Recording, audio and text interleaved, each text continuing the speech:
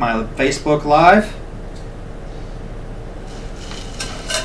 Wait, I actually don't see y'all on Alright, we're on Facebook Live. Okay. Chat app. Checking YouTube. Opening browser.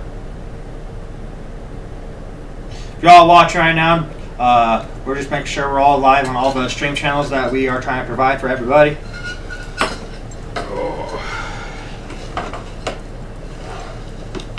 Talk channel. All right, we are live on. You said we're live on Twitch. Live on Twitch. Live on Twitch. We're live on YouTube. We're live on Facebook. Hello, everybody. Hello. Welcome to Wasteland Talk. I am your co-host, Commodore Pistol Whip. And I'm Hatter of the Waste, and we have a special guest today. Please introduce yourself. I'm Emery, Captain of the Lost Soul, Pirate Captain. All right.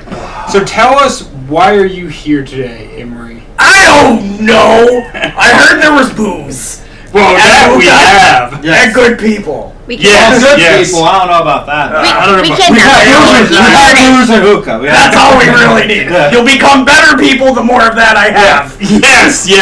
Excellent. The Very both true. of us. Oh, let's mute that shit. Right, So there's no right. feedback. We don't need that double loop sound. All right. So is that our comment section right there for the multi-stream? Okay, cool. We're on time, motherfucker. I don't know what you're talking about, Herbert. We went live at 9. That's that was our set schedule for today because this fucker had work. This fucker? Yeah. No, Behind that guy. Yeah, the fucking pirate over here Yeah. had to work today. Yeah. If only he was a wizard, because the wizards never Pirates' late. lives are hard. We have to work. Speaking of work, I need the links to the Twitch and whatnot. Oh yes, let me work in out his that. comments. Just like Facebook message it to him or something. I'm going to. Okay. So yeah, today we are doing a special crossover show. So myself and Commodore have been doing Wasteland for a lot of years, but we've done other events too. And one of our local buddies, a member of our local golf scene here, Emery. Wait, that's me.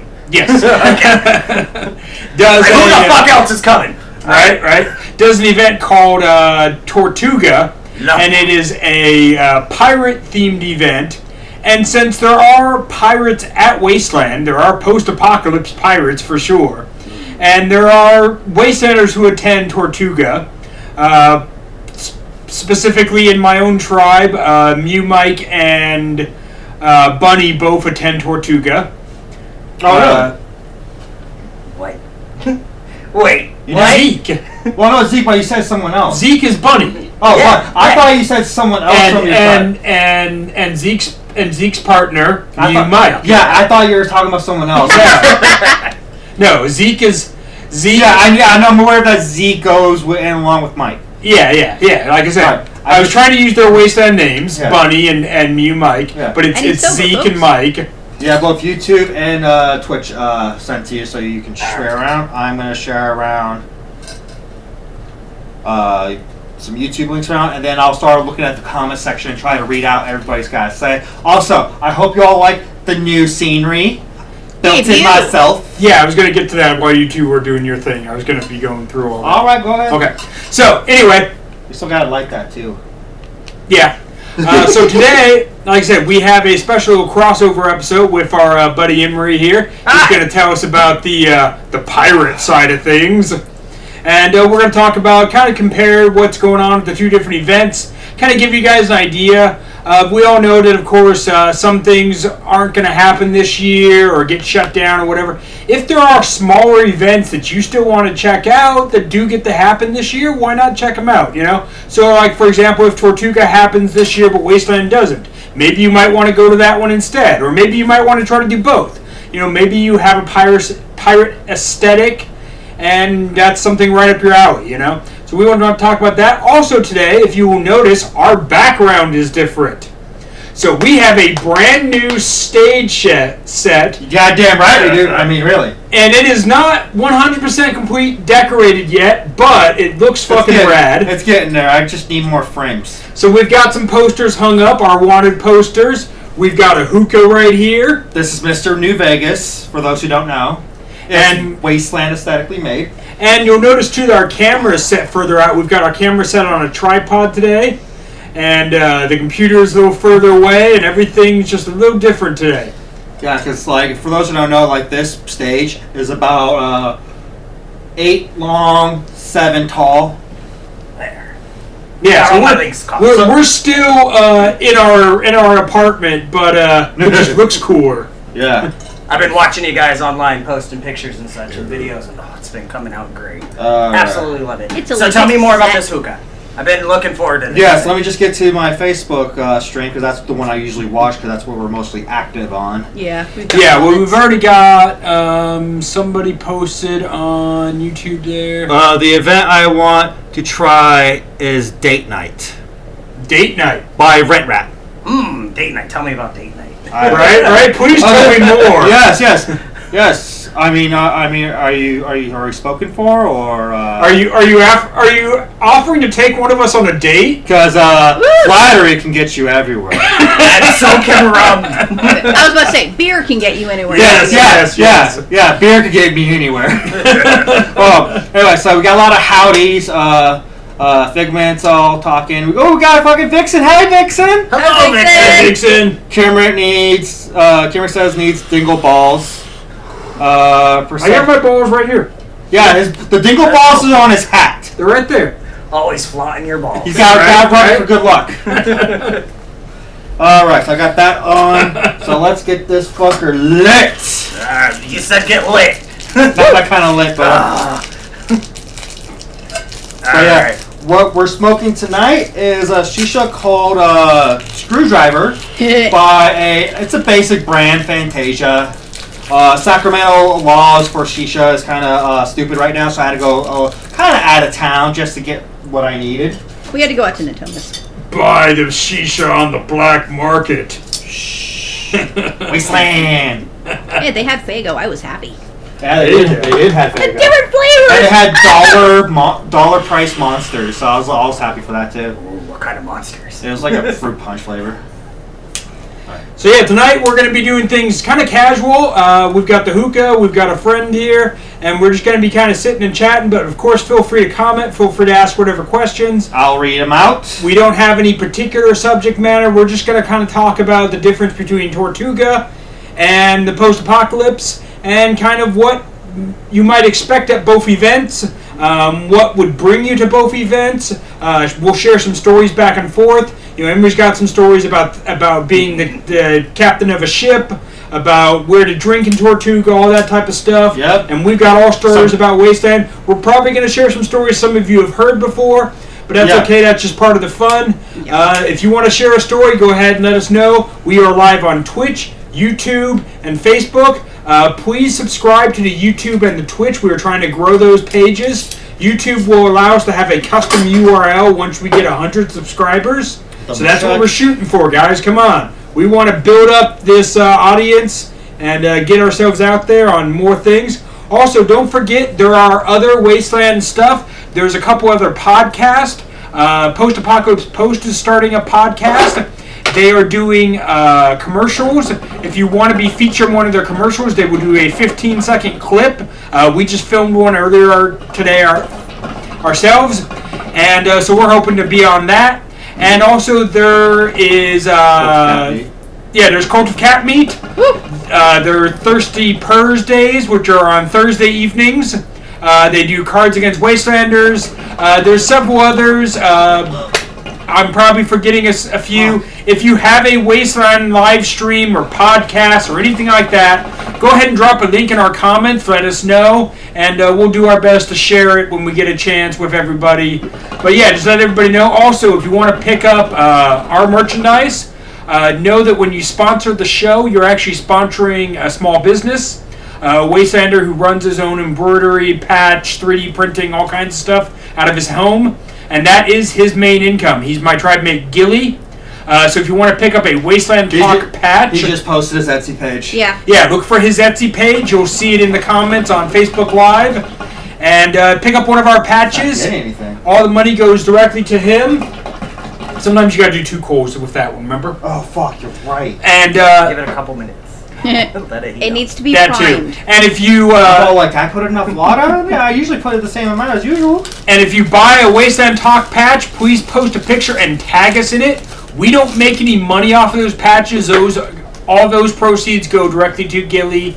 But as we always say on this show, if you want to support us, support Wastelanders. Advertise us. Advertise us, but buy from Wastelanders. You need a mask. You need a rad hat. You need some beard oil. You need some weapons. There are so many things that Wastelanders make, and so many of them are running small businesses and just trying to get by. And if you're lucky enough to still be working during all this madness and you got some extra cash to spend, support your fellow Wastelanders, because God knows ain't nobody else that's going to help us out. Yeah. Oh, You guys sound like you live like pirates. yeah. Right? So briefly, with Cards Against Wastelanders this week, there was a funny bit to tell. There were trolls who popped in. Oh God.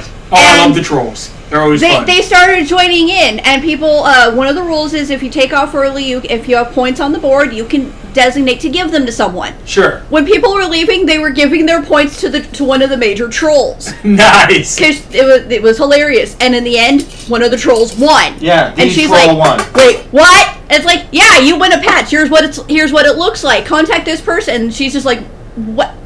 Just completely stunned. Oh, hi, Krilo. It was hilarious. Nice. So we're all like, "Wait, is this really happening?" Oh, wow! And then it was hilarious. There we go. Now we're getting somewhere. Alright. Okay. All right. So we're gonna start here with Emery. Tell me a couple different things. Okay. So basically, what we're gonna do is we'll just ask you some questions, and then we'll get into the more casual stuff later. So first of all, how long have you been into the pirate stuff? Alright. So before we get into these things, Yes. I'm not going to come into your home without libations. All They're right. in the freezer. Could you grab the bottle from the Yes. freezer, please? Yes. So what a libations Try to get are... we're going to need cups, too. We got Shot those. glasses or cups? Shot Glasses. glasses. Okay. Glasses. Whatever. Whatever. Alright. As long as we can Alcohol. drink. So, let's see. History-wise, Woo-hoo! I've been doing various Yep. fairs, Oh. Renaissance fairs, we keep the little bit of bottle? SCA, pirate festivals for decades now. Okay. That's fine. Yeah. You don't have to get exact years, but decades is fine. Oh, nice. The pirate festivals have been within the last few years. Okay.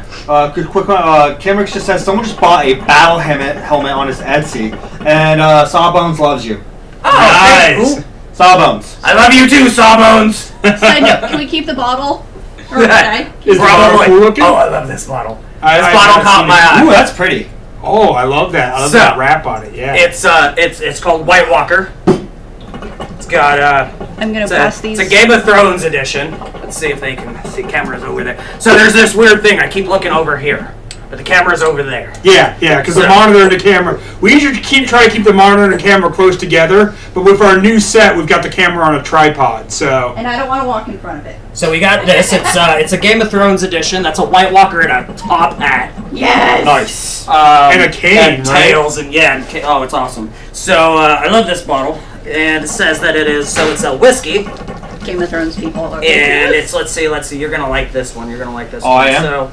So this blended Scotch whiskey inspired by chill-inducing walkers at the heart of the blend of single malt from Cardew and however the hell you pronounce those things. One of the Scotland's most northern distillery. Here we go, the good stuff. This whiskey is chilled, filtered to da-da-da. I'll get to the good stuff.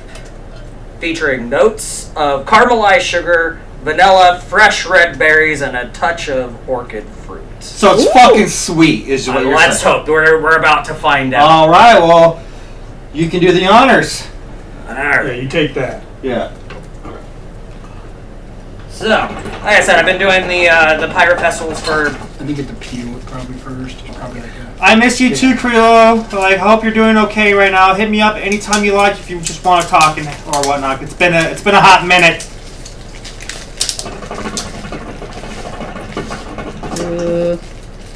I just really like the White Walkers. Oh, that does smell good. It smells quite good. So for anybody who watches our show, or if you're new to the show, we are definitely alcohol connoisseurs. Yeah. Myself and Commodore. We're alcoholics, say it as it is. Alcoholics. They always ask me, why is the rum gone? I said, because you're all a bunch of alcoholics. Alcoholics go to meetings. We're just drunks. We like a lot of different drinks. We like beer. We like hard drinks. We like cocktails. If it's got booze in it, give it to me. I don't care. They're functional drinks. Oh, look at a comment on Timothy.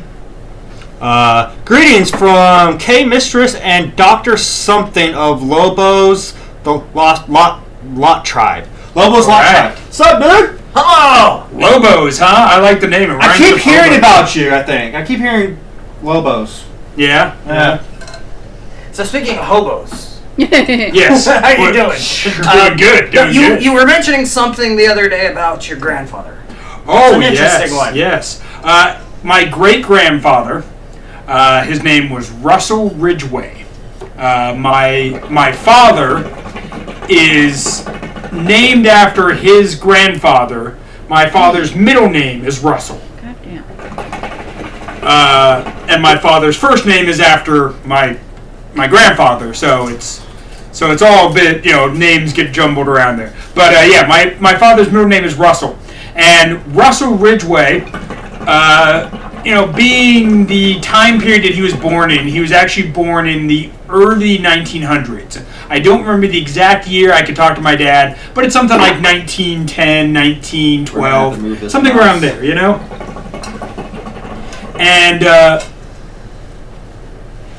And during that time, shortly after that, they had, of course, the Great Depression. Well, by the time the Great Depression hit, my great-grandfather was a teenager.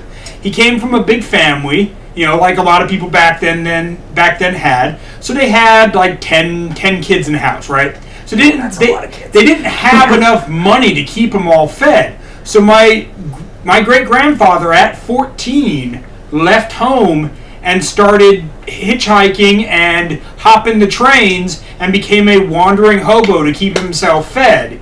He did that for a good, 5-10 years or so. He eventually ended up in Illinois, where he met my great grandmother and settled down and got married and all that.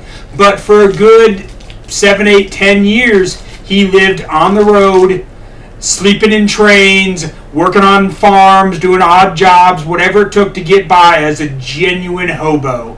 And I chose the moniker and the look and the aesthetic of a early 1900s hobo without actually knowing this full story. A big reason that I'm into that whole period is because my grandparents had a model train that was made to look like that time period, and they had a little village that it went through. Well, just recently, and they always had this set up in their house, and then during Christmas they would reorient it and make it a Christmas village, but it was always there. And just recently I found out that was actually my great-grandfather's set that they inherited when he passed. And so all of this, everything about my aesthetic as Hatter and as Hobo Junction all connects right back to my great-grandfather. And I didn't even necessarily know all of that when I started all of this. It just kind of flowed together, and I'm just like, oh, you mean I really am a hobo by blood? Well, this makes so much more sense now. Reincarnation is a thing. Right? So there's hobo in your blood. What was his name again? Russell. So let's drink to Russell. To Russell. To Russ. Huzzah. Huzzah. Ooh, that is sweet. Ooh, not bad at all. It's got a little bit of a kick, but yeah, it's sweet for sure. Any good whiskey should have a little kick. Oh, yeah. Oh, yeah. Okay. Normally I'm a rum man, but this man said whiskey. I can do it. Because I do whiskey. It's alcohol pouring down my gullet. So, let's see. We were talking about pirate festivals. Been going to those for a few years. Tortuga, specifically. Last year was actually my first Tortuga. Okay, so let's do this real quick. Where is Tortuga located? Tortuga is up in Oregon. What's the city? What's the town? It's near Weed, by Shasta. Oh, I know, Okay. I know where weed is. And then what is Lebanon. That it is. Lebanon, Oregon. Okay. And what month does it take place in? August-ish? So it's near End of around, August? near around the time Burning Man's happening. Right. Unfortunately, I'll never be able to go to Burning Man because they're just a couple weeks apart. Yeah. Yeah. No, I get it. It's the same thing for me in Wasteland and Burning Man. So yeah, I get Right. that. So we were saying this year, is Wasteland happening this year? Tickets for sale. As better than we do. as of right now, yes, but it's still very much up in the air. Yeah. As you know. Right. But they have not officially canceled the event for this year Yeah, yet. it's officially not canceled, but just fingers crossed, everybody. Yeah. Unfortunately, last word was that all pirate festivals this year in that circuit are currently not happening. Oh, that's unfortunate. So we're looking at next year. But if Wasteland is happening, time and money now. Yeah. You can We come will see. out. I have my ticket, and as far as everything is set right now, they have not announced that it's canceled just yet. So as far as we know, it is going on. Hopefully, of course, we're all hoping that by the time the end of September rolls around, we can have the vaccine, and we can, even so, you might want to bring your face mask, just in case.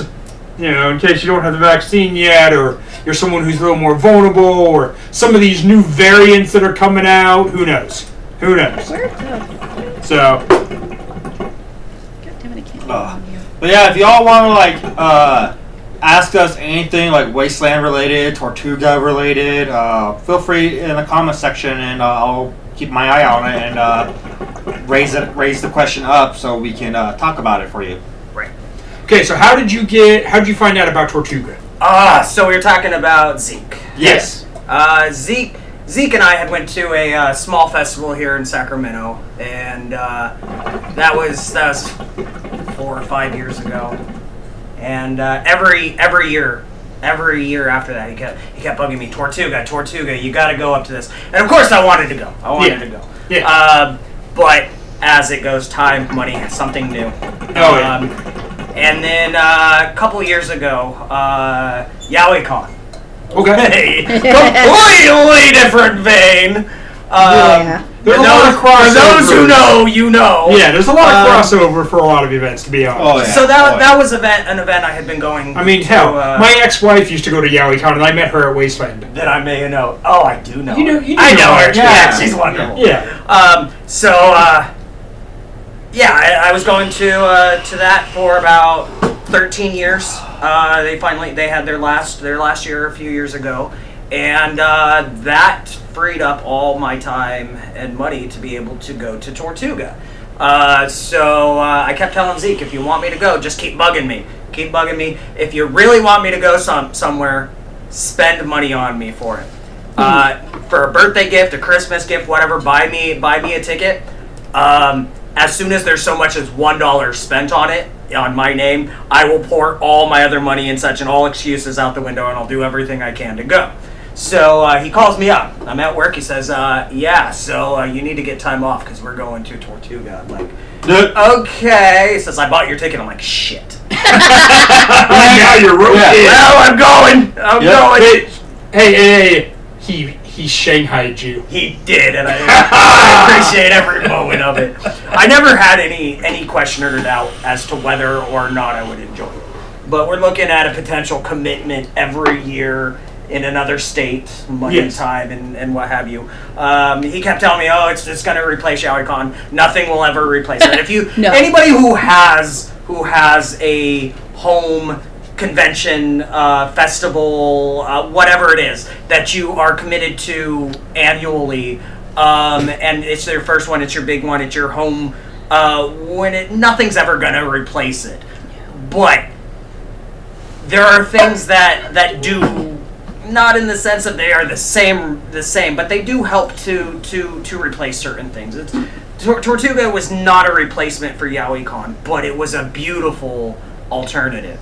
It definitely helped to fill a spot that ends up becoming a void when you lose your home festival or what have you.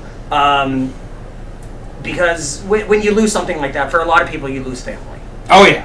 When you've gone to an event for years and years and you see all these different people, you talk to them online. These are communities. Mm-hmm. Yes. Yeah. And it's kind of weird jumping from one large community to another, to dedicate from one community to another, because when you're going to something for a decade and a half, and you jump into something completely different, but Tortuga was just it touched everything I needed. I see YaoiCon was something that I needed for the time in my life growing up, young man. I've been there. I'm now in middle age. It's time to switch gears and. Middle life crisis. Yeah, we knew each other before we had beards. Oh yeah. Yeah, That's both right. of you were. Yeah, these two have been longtime friends. Yeah, I remember your baby face. I remember your baby face. Oh, that one remembers me baby face. Yeah, Figment. Yeah. You remember my young man face. This one remembers me baby face. You remember my ex-husband. That shows an age gap that there. says a thing. So we got a comment right here. A friend and I made a relevant video for tonight's show, and there's a YouTube link for it. So I would like to check that out afterwards. Yeah, we will check it out later. We don't want to necessarily interrupt our show to watch it right now, but thank you. Yeah, thank you for sharing. It looks like it's sea shanty. There's a comment on I love sea YouTube shanties. Nice. from Rent Rat. There is a hobo movie with Lee Marvin called Emperor of the North. Check it out. Great movie. Oh, okay. Emperor of the North. I like that. Okay. I definitely like movies that are set in that time period or have that aesthetic or involve train hopping or train robberies or the Old West. Like, I'm a big fan of old America, America West. One of the things I love to do here in Sacramento is ride the trains, go to the museum, stuff like that. You'll see him in Old Sac a lot. I mean, I also work in Old Sac. I used to work but in Old in Sac. general, I do just like going down there. My second job is in Old Sac, though, so yeah. We have a train museum here in town and an old steam engine that still runs, and you can get a ride on it. And if you're someone who's into all of that, which I'm into all of that, it's amazing. And even if you're not, like, I still tell you, check it out. Even if it's just once. Go to the museum, ride the train, see what it was like in old America. Because Sacramento is a city that was founded during the gold mining days here in California. The 49ers, not the football team, but the actual group from 1849 settled here in Northern California. A little bit further up in the Sierra Nevadas, but Sacramento was one of those trading hubs where the gold would come down and it would travel by steam engine and by steam ship all over the country to trade the gold for all kinds of goods. Also, another fun fact, something in Old Sac that involves trains. The trains that you usually ride on, every so often, like especially during the holidays, the train people will do a Polar Express experience. Yeah. Yes, For I those wanted to who've check seen the that out. movie, you know what I'm talking about. And also, every now and then, during Harry Potter's birthday, they'll do a Platform 9 3/4 Hogwarts Express Wait, experience. I have never known that. It barely happens. Okay. Like, my old job at an Old Sac, Oh, I see. did like a little junction with it. So like after they're done with the train, they come to the restaurant I work at, and we set it up like it was the Great Hall. Oh. And we had people cosplay. We had a Dumbledore. Oh, that's when you worked at Knobs and Knockers. Yeah, Okay, yeah, Dumbledore. We had other cosplayers. I was Lucius Malfoy Of course you were. and whatnot. We'll need those in a minute. So, speaking God. of trains, we'll I get there. do work in the morning, mind you. So do I. 8 o'clock sharp. Oh, you So, 10. speaking wins. of trains, we were speaking of trains. So Yes. and your grandfather. So Yes. my grandfather, Dean L. Marler. My middle name is Dean. Okay. Named after two grandfathers, but the grandfather in which we're speaking now, very important man in my life. Very, very humble man. Married to his wife for 50 some odd years. Grandmother, wonderful woman. Very much a role model and an important figure through my childhood. Their home, my grandparents' home, was a beautiful, amazing thing. My grandmother collected owls. Okay. She had thousands of owl things throughout her house. All right. Statues, paintings, you name it. And a lot of people were kind of creeped out. You walk into the house and it's eyes everywhere. It was comforting to me. I feel like that some of them were taxidermied real owls. I'm sure there were a few of those in there. Okay. So just thousands of owls, whatever. Yeah. And she remembered the names of all of them. She could tell you where she got them. You point, Grandma, that one. She said, "Oh, that one I got from your blah blah cousin." Da da da. Santos is starting his shit again. So Santos, yeah. Santos. So he's like, so that's why Commodore grew the beard, going for that Dumbledore look. No. Dumbledore. No. No. He'll get there. That's okay. I'm going for Gandalf the Grey. Yeah, once I get closer to his age, I could probably go for Dumbledore. But at the I'm moment, going for Gandalf the Grey. My beard's going gray.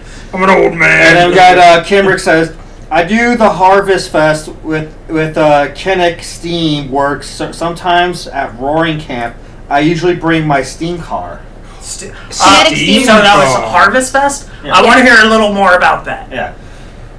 Yeah, So let us know. if you could type us out a little more about that. Yeah, we would love to know, especially if you have a steam car, because steampunk is definitely. I mean, if you look at my aesthetic for Hatter, I'm definitely into the steampunk scene. I've been to a lot of steampunk events. I've done costume contests. I have won costume contests for steampunk events. It's definitely an aesthetic and an outfit that I like.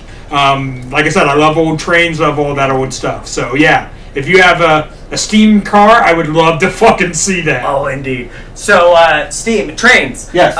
Grandfather. So, Yes. where my grandmother had that passion for owls, my grandfather loved trains. Okay. And he had thousands of trains throughout the house. So, it was owls and trains everywhere. Nice. And that was a passion that I had picked up. Yes. Long before I knew steampunk and what have you. And when I started seeing that, I'm like, oh, this touches nostalgia even. Yeah, definitely so for me too. just Yeah. Thousands of beautiful trains through the house.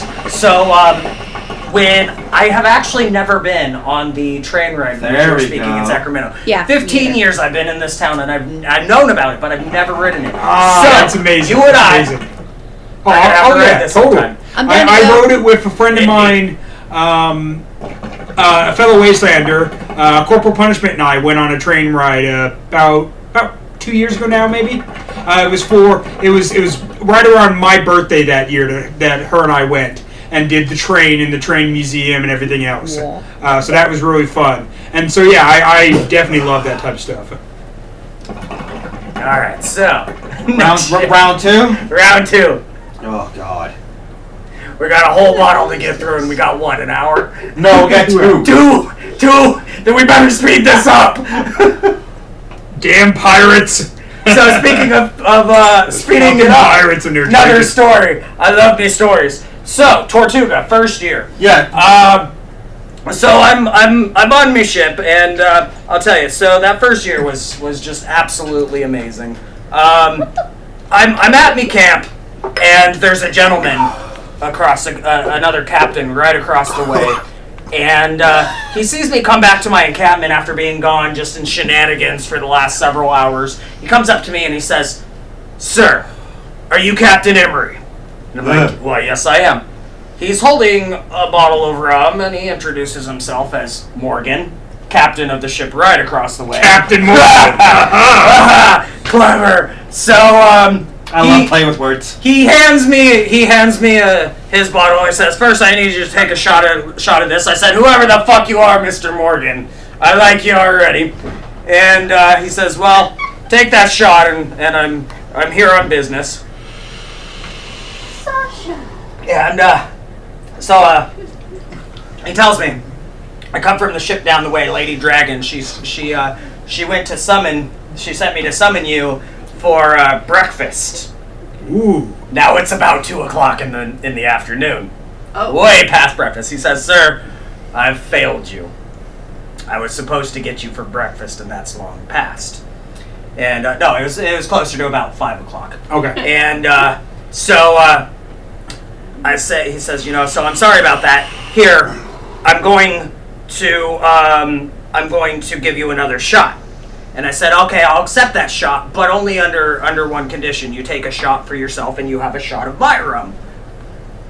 And Fair I give enough. this to you I give this to you as a thank you because sir, you have not failed. What you have done here is instead of being late for breakfast, I don't see it that way. Instead, you're early to remind me of dinner because I believe it's right about getting to that time. So I need to make my way over there. And if you weren't here, I would have forgotten that too.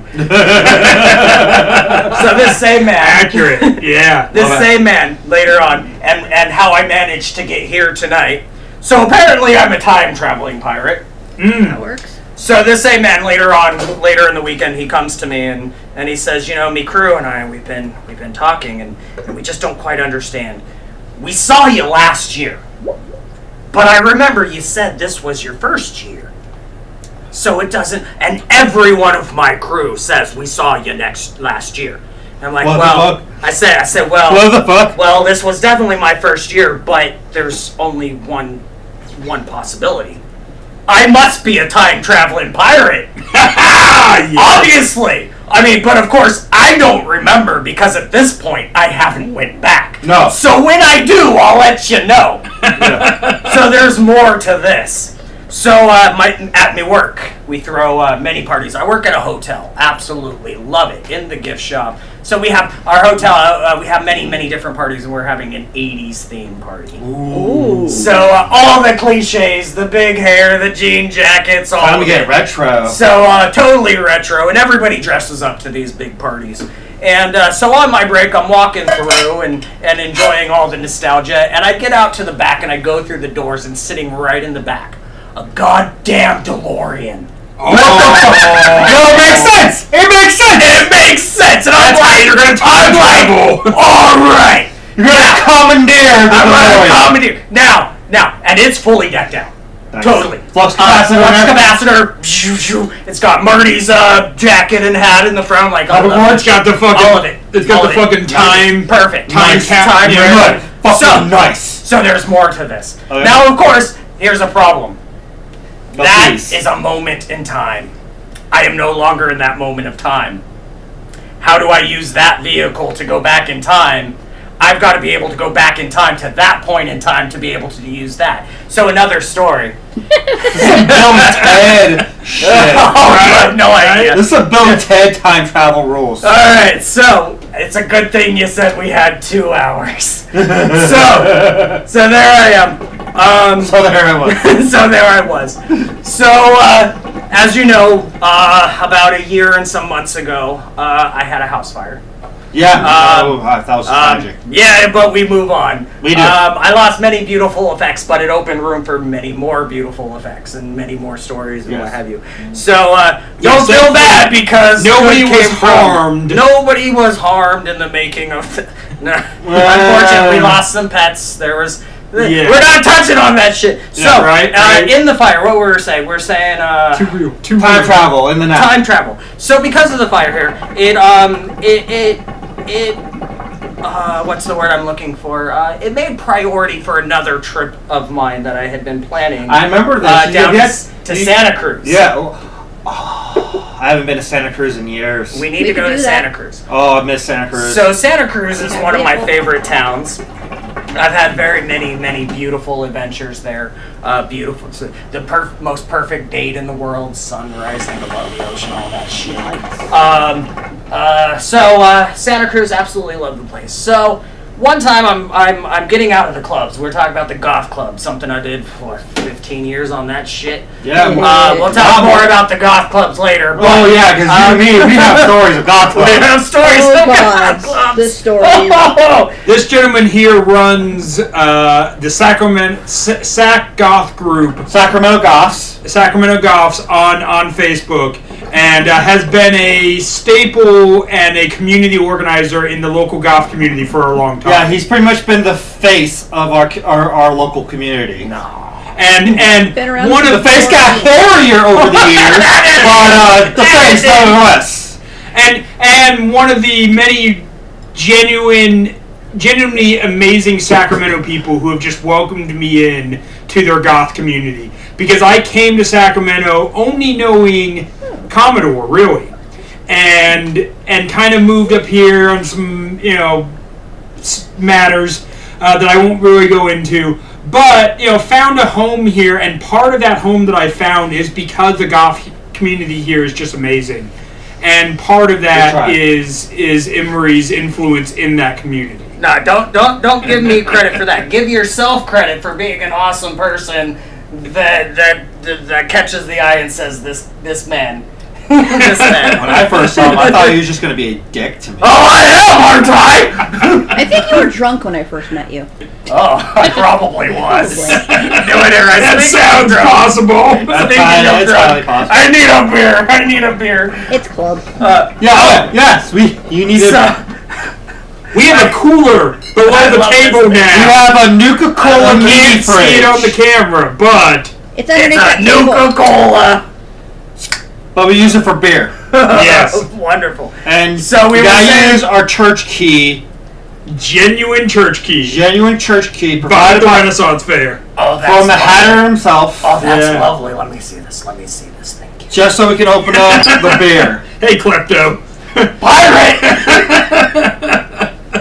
Now, We will search you before All right, you we were leave. saying you Santa can't- Cruz. Yeah, Santa Cruz. All right. So after the fire, it had prioritized a trip to Santa Cruz that I had been planning for some time.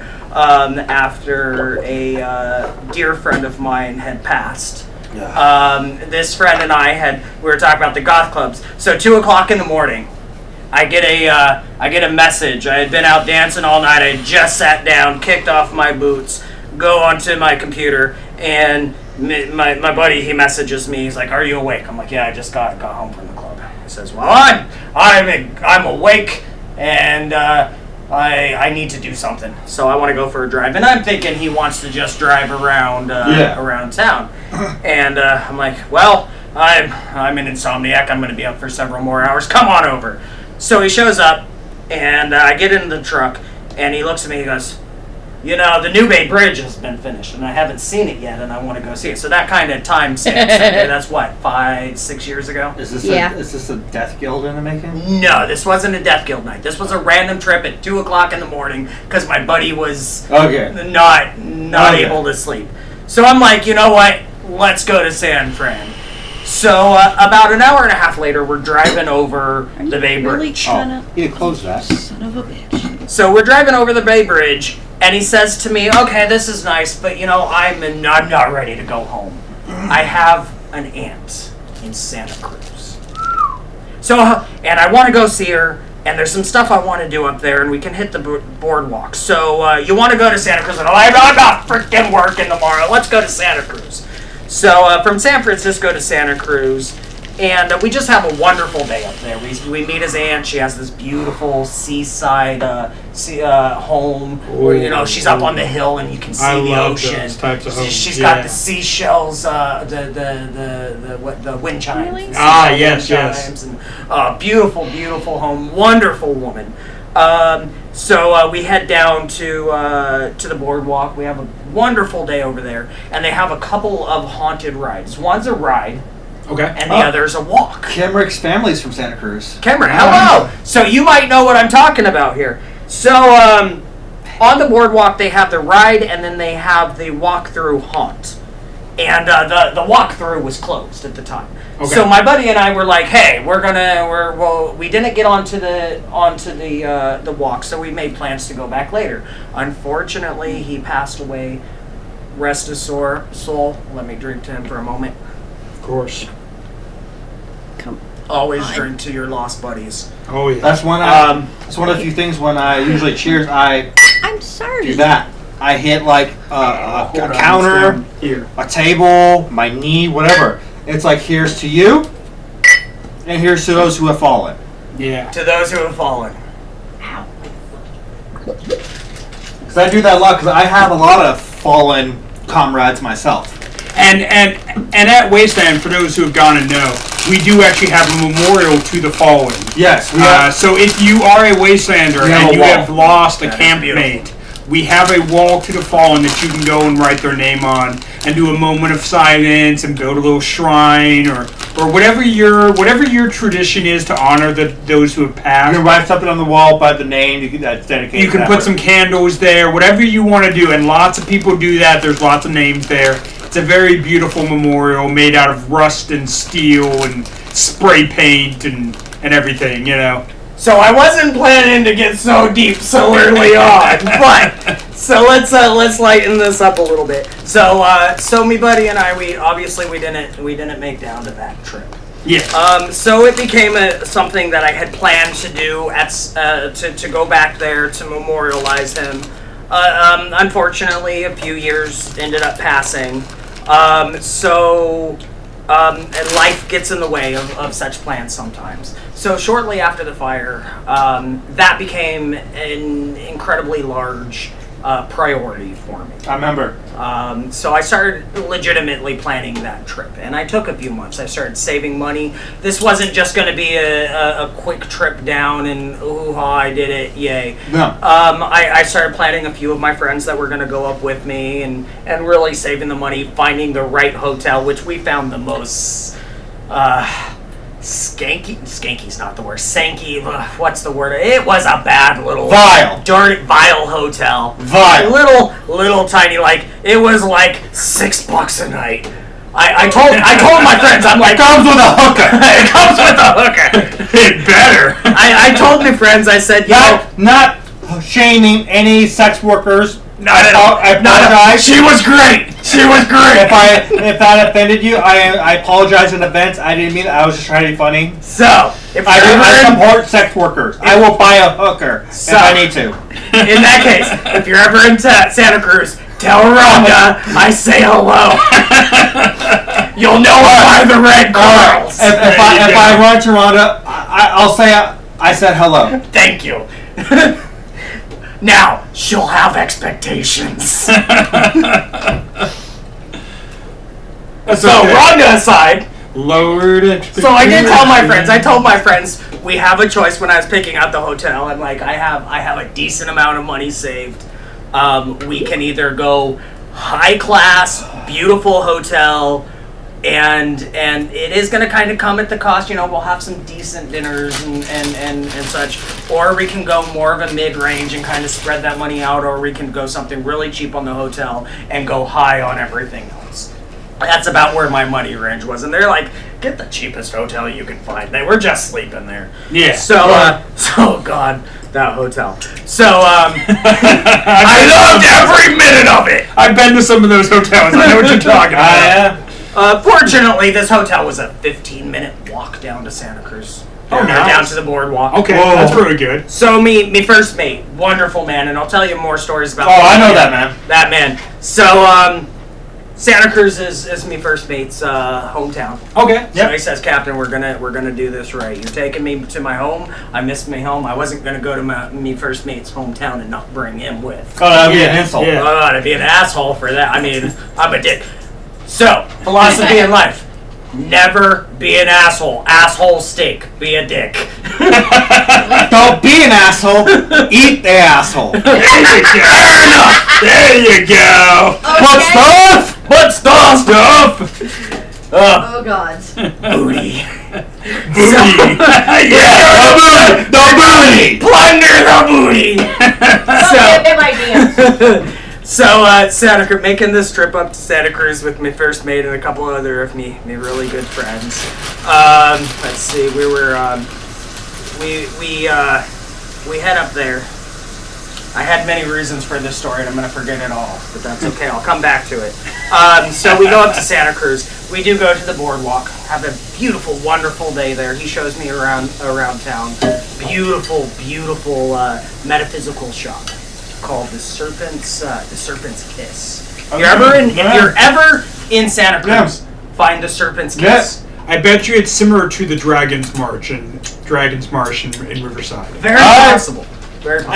Actually, You've probably never been there, but it's a kind of Celtic, Wiccan, all kinds of stuff, old world magic and spell books and stuff that are for sale there. Oh, Plus tea, plus incense, plus like Renaissance fair clothing, plus it's a great shop in Riverside, one of my favorites. So this shop, Serpent's Kiss, very very beautiful shop. I'm walking around this shop. Now, my first mate, he hadn't told me the name of this place. I had no clue. Mm-hmm. We're walking around. I'm enjoying it. It's great. And I find in the cabinet this beautiful, beautiful bracelet that it comes around and it has 2 snake heads. Ooh. And this catches me eye because I was up there to mourn a friend and it was part of getting past the trauma of the fire and what have you. And in that fire, unfortunately, I did lose my wonderful, beautiful Brazilian rainbow boa. I remember that. Jessie I Lou. remember she was so pretty. She was a beautiful, She was so beautiful fucking pretty. creature. I loved her. One of the best snakes you can have. I got to kiss the snake. Oh, she loved giving her kisses. So I see this bracelet, and of course, this is part of the reason why I went up to Santa Cruz also was to retire some of the ashes of my Jessie Lou. So I'm very big on tradition and such, and creating new traditions. So one of the traditions I have, fortunately from the fire, I did recover the remains of my Jessie Lou. Okay. And I got her cremated, and I keep those remains. I keep part of them, and I will share this with everyone. I don't usually. I just keep these tucked away in my pocket. Yeah. But I found my little vial here. That's part of her remains. This little vial was I used to have an old bottle collection. Yeah. And this was the only bottle of mine that survived the fire. So when I found that, I decided my dear Jessie Lou's remains would be retired into that. What would fit in there, and the rest of the remains, the rest of those ashes, I take with me on adventures out of town and such, and I will retire a pinch or 2 of those ashes when I go on these particularly beautiful adventures. So part of the first place I retired some of her ashes was in the ocean at Santa Cruz. And so Santa Cruz was a very beautiful trip. So while I'm in this shop, I find that bracelet, and I talk to the gentleman who's working there, and he starts telling me a little bit about the shop, and he says, well, did you know the shop's name is the Serpent's Kiss? Yes. I'm like, you're fucking kidding me. Yeah. And my first mate's just back there smiling.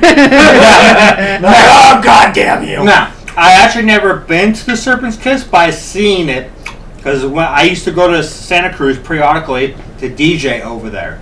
Oh, that's right, at the box. The box. Yes, I remember. Yeah, at the box. Yep, I got there one day. So We actually went when we were in Santa Cruz. We went to the box. You went to the once. box. I've been So twice. what you're telling me, You DJ'd, and when I went back to Santa Cruz for that trip. what you're telling me is you're really good at DJing that box. Oh, he's great at DJing. Yes. I'm all about that box. That box. That box. No trouble. That Yes. box. Playing DJ Dittos on the box. So I did manage. I did. Figment has given us the Wasteland salute there. Salute. Fuck you too. Fuck you too. Well, we did that earlier. Fuck you too. Good point. So yeah, the trip candy. the trip to Santa Cruz was everything I needed to be. I did make it onto the walk, which was 20 times more than I expected it to ever be. Yeah, one of my favorite things to do in Santa Cruz, I like going to the places where they filmed Lost Boys. Yes, I saw the bridge. I was there. I saw that bridge. Nadia. You remember Nadia? Oh yeah, she was one. Wonderful woman. She runs the Cemetery Realm page. Where she goes she's to the one that cemeteries. usually will take me to Santa Cruz because she usually will go to. I adore the. She's been She's been one of the biggest supporters of me as a DJ throughout my 8 years of being a DJ.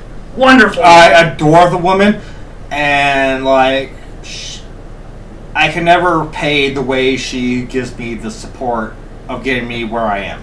Indeed. So Nadia goes up to Santa Cruz quite often. She likes to visit all the Lost Boys. Oh yeah, like Lost because it's my favorite vampire movie. Oh, indeed. Yeah, I wanted the absolute best. Indeed. Mm-hmm. Yeah, absolutely. like number one of my top 3.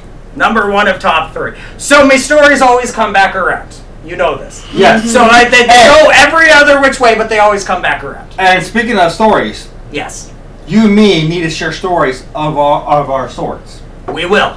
Soon. because this has a story. One at a time! I know I've told 20, but one at a time. Oh, you old motherfucker. So let me finish this Age one, then trumps we'll get to beauty. the swords. Age trumps beauty. Just let me finish this one. Don't use the word Trump in this show. How dare you? Don't you dare use that word in this household.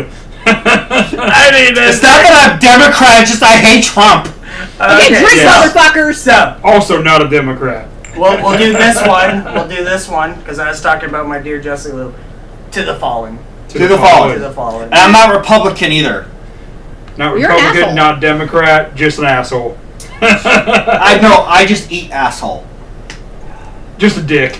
Yeah, we were talking about that earlier. That too. Don't be an asshole, be a dick. The other one's doing the fucking. So to come back around to why I brought up all of Santa Cruz. So my first mate, he says there's an old video game shop that I want to take you to. Okay. You know the shop. I know that shop. They have the cabinet. Yes! I want to steal everything in that Everything. The Power Glove, the Conquer Doll. So the Power Glove. The Power Glove. So this cabinet it's full. It's full of Memorabilia. old retro video Okay, game nice, shit. yes, yeah. Okay. And so me first mate, he's telling me, Captain, you'll know it when you see it. And I'm looking through and I'm like, okay, that's cool. An old Commodore keyboard and all. You said Commodore. Oh, I had one of Yeah, those. Commodore when I grew up. 64, man. Yeah, I had one. No, I had one growing up. I was named plain because I'm. Yeah, exactly. Commodore, yes. So Commodore the old 64. Commodore I remember that 64 fucking 128. Oh, I had one. I loved it. Hundreds of games on those little tiny floppy disks. He says, Captain, you'll know it when you see it. And I'm looking through this cabinet, and there it was. The Power Glove. Yeah. Now you're playing with power. Now you're playing with that. So, if you remember, back at the beginning of this, I was talking about being a time-traveling pirate. Yes. You know the connection of Power Gloves and time travel. Yeah. What's the name of that movie? Name it, name it, name Oh, it. God. Name it, name it. We know it. Somebody there knows it. What's the name of the movie? Dude, We're gonna hack time. Is that Mr. Wizard? Kong Fury! Yeah. Kong Fury. Kong okay. Fury. He fucking hacks time with the Oh, Power okay. Glove. Okay. So now I know. That explains all the Raptors. So now I know. When I'm ready to time travel, You gotta I'm get the going to Power Santa Cruz. I'm grabbing that Power Glove. I'm time traveling back to work to that goddamn DeLorean. You gotta get in that DeLorean. Because I'm gonna need to And go to Tortuga. I need a vehicle when I get there. One of the many So I'm gonna places you already know you've been. time is travel, Tortuga. and I know this is all gonna work because I've been there. Right. And I figure the whole reason why I'm time traveling between all this is because I'm gonna need more rum, and there's only one place where I know that will never run out of rum. Tortuga. And that's Tortuga. So I have the reason and the means. Yes. So yes, I am a time traveling pirate. I will say this. I do want to go to Tortuga.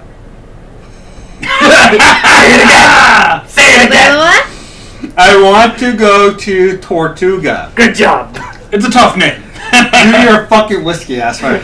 Oh, we got plenty more. Oh, I know, but so yeah, because I've been a fellow pirate myself, especially during the cons. I've been with the faction known as the Tide Pirates. Tide Pirates. Which festivals are these ones at? Mostly SAC anime and fanime. Okay, SAC Anime has pirates? Back in the Wait, what? I've been there a million times. Before 2010. Okay, those are a little blurry. This was there. during the big feud. If you're local, you'll know about the feud of the Swiffer ninjas Swiffer, Yes. okay. and the Tide Pirates. What? The Tide Pirate. What? As in the What? laundry soap. What? Yeah, I get you. Yeah.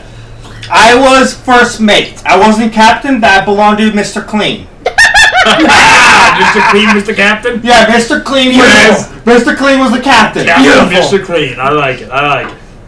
He didn't wear a hat, though, because you gotta show off the bald head for Mr. Clean. Fair enough. My pirate name was Black Suit Dan. Black Suit Dan. I like it. All I wore was nothing but black. I was like all black leather, and I had a bandana, and we don't use Swiffer mops, we have sponge mops to fight the ninjas. Well, damn. That was our sword. Nice. And you're sticking to it. Oh, you were speaking of swords. Yes. So, our swords. Our swords. And this is safe Let's for video, talk y'all. swords. Yes. Wield yours. All right. We both brought our swords tonight. We're not going to cross the streams, maybe, if we played our cards right. Or maybe later. Hold on, I need to go back to my stream real quick. You tell your story while I do that. So this beautiful piece I found in an antique shop. I have a little bit of work to do it. She's not yet combat ready. She's beautiful. She's gorgeous. Let's see if we can get some of this. Oh, hey, hold on. I have That detail. a few beautiful detail. I have a few comments to read out. Well, as much as my fucking thing would let me, because my phone got black. So one from Michael Sent, our doctor of the Ooh. medical area. Head of medical for Wasteland Weekend for many years. Thank Yes. you. Oh, look at that. Look at that. I brought Cindy Wilson to work with me in LA, and she got to meet Kiefer Sutherland. What the fuck? Keither Sutherland. Nice. Who? She was low key freaking out the whole time. I've been there. Well, okay, so wow. so our chief of med at We Wasteland. have a medical center if people get hurt. He is also a medical professional who works on Hollywood movie sets, Yeah. attending to anybody who might get hurt on the set. Oh, beautiful. So he does get a lot of opportunities to work with stars. Oh, good. Yeah. Yeah. So also, Santos. I was at that game store last week. Gonna talk to the owner about buying something about that Out of that museum museum cabinet. I Yeah. have a power glove. Ooh. Beautiful. Ooh. So, side note, since we're doing stories, mentioning Kiefer Sutherland, one of my math teachers in, I think it was high school, was a stand-in for Kiefer Sutherland in The Lost Boys. Like, from the back, if they needed a back shot of Like him, a stunt? he was a stand-in. Nice. Lovely. Nice. Yeah, I'm like, wait, what? No way. Wait, turn around. Let me see. He's like, he's like, I got a couple pictures. He brought him in. It's like, Alright, well, damn. story of your sword. So this is an antique. I found it in an antique shop in my hometown, Marysville. It's one of those. I was looking at it 3, 4. I love Marysville. Yeah, 3 on the third time. I have a rule when I go out to any shop. Whenever I see an item, I give myself 3 shots. Yeah. If I don't buy it after the third time, I don't need it. So third time, I'm like, I fucking need it. This was the replacement of the beautiful ivory handle full sword that my rapier that a friend of mine had gave me that I had lost. Rapier, This very was new. very beautiful, Hey. $300 sword, ivory handle, fencing ready, beautiful blade. That was one I lost in a fire, so obviously I needed to replace that. Yep. Me first, I loved this blade, perfectly balanced. Me first mate was even more in love with it than I was. He said, "Captain, I've held it twice, and I think I loved it more than you do." I said, "Well, I loved it quite a bit."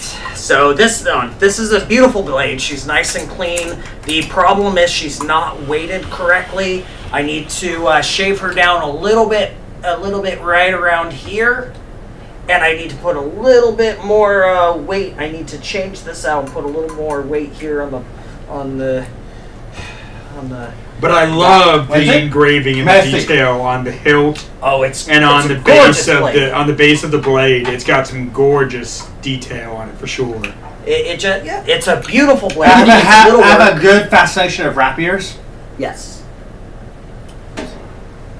So once I fix that weight problem, beautiful weapon. Oh, absolutely, absolutely.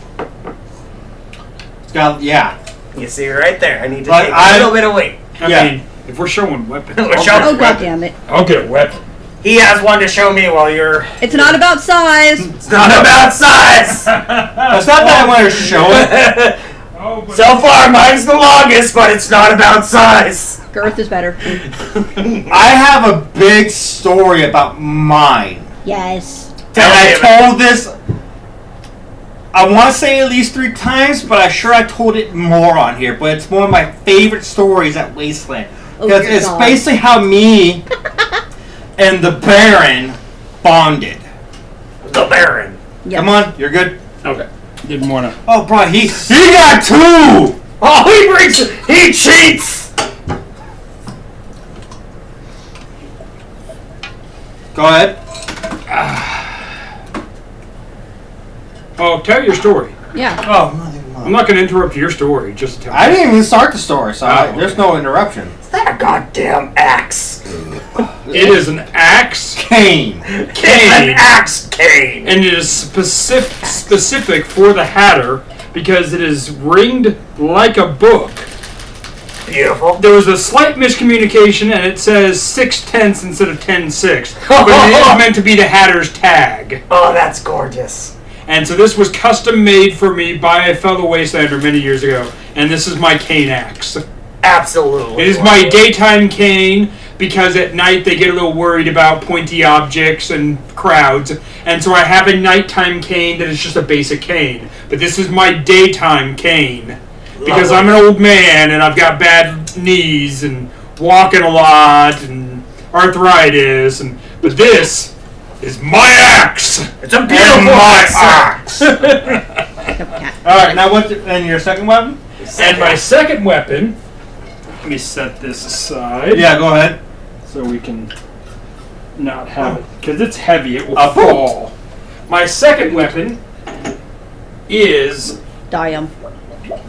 a musket with an axe bayonet attached to it, Yes. Let me look at this. and it Let has me look at this. it has a scope. Although the scope is placed a little weird because it is more decorative than necessarily purpose. But it will. I mean, you can line it up. Lovely. So it needs a little repair. I got to repair this belt buckle to make it fit on my shoulder right. Yeah. But anyway, this is a 1970s antique cap gun, full scale size musket that I decorated after I found it in an antique toy store. Oh, that's lovely. Isn't it? Oh, It's full scale size. that's like cap gun one of musket. my fucking favorites that you have. Right Yeah, there. yeah. Like, cause I love it. I have a Right. thing for muskets. Oh, so do You're I. looking So for do everything. I. Beautiful, sir. Right, right. Where did it go? Where did it go? What happened to it? Alright, You can't trust them pirates. You can't trust them pirates. The main event of the sword. Dun, dun, dun, dun, Dun, dun, dun, dun. dun, dun. Now, Set that aside. Okay. it was the year of 18. Not of our lore, but of our drunk. I'll drink to that. I'm sure you will. My first full year of camping, not as a tribe member, but actually I was a tribe member in 17, but I camped with them as a tribe member in 18 of Ghoul Crest Hunting Club. We'll get to that later. Right, right. The inspiration for our backdrop here. Yes. Mind you, we might go over 2 hours, so we might be here till fucking maybe midnight. I don't know. Please subscribe to YouTube and Twitch to watch this later on. This is our special late night edition Yeah. for our guest here. Let me take it. I'll drink to that. Don't drink to anything. Oh, sorry. I keep putting my jug down. Now, my first year camping with Ghoul Crest, getting that experience of how they built the club and how they function as a unit. Me as a rookie, I'm helping the best I can. I know I'm the big guy. I try to lift heavy things and whatnot. I do what I can to make the club look decent and functional for when we open the gates for Wasteland Weekend in the next 2 days.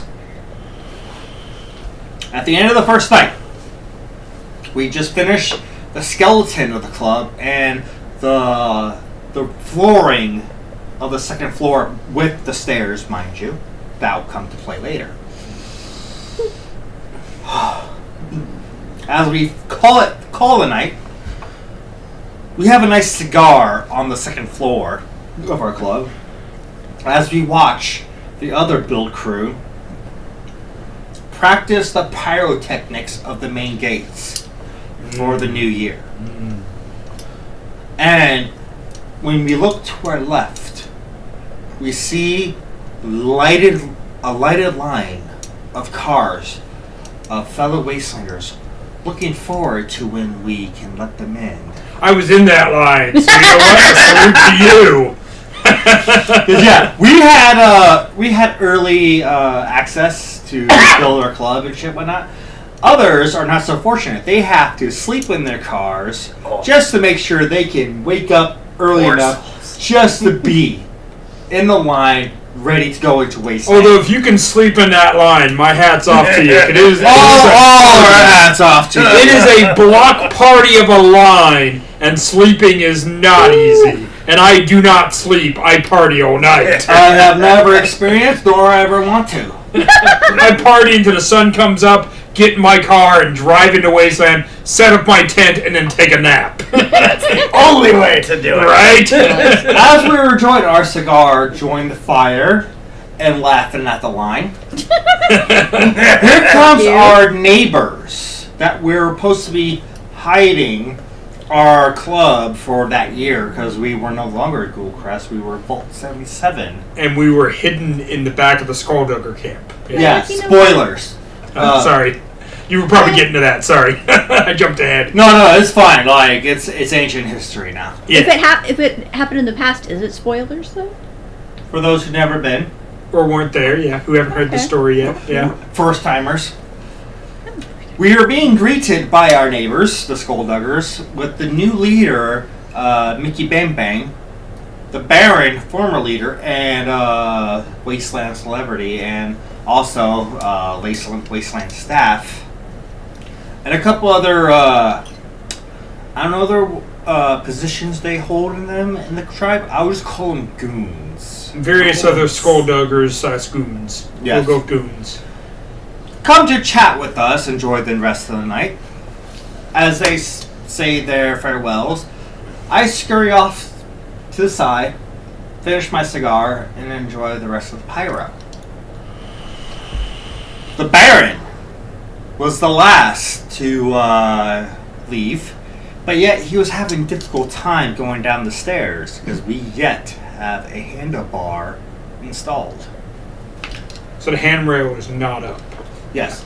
Fellow tribe members mock the Baron.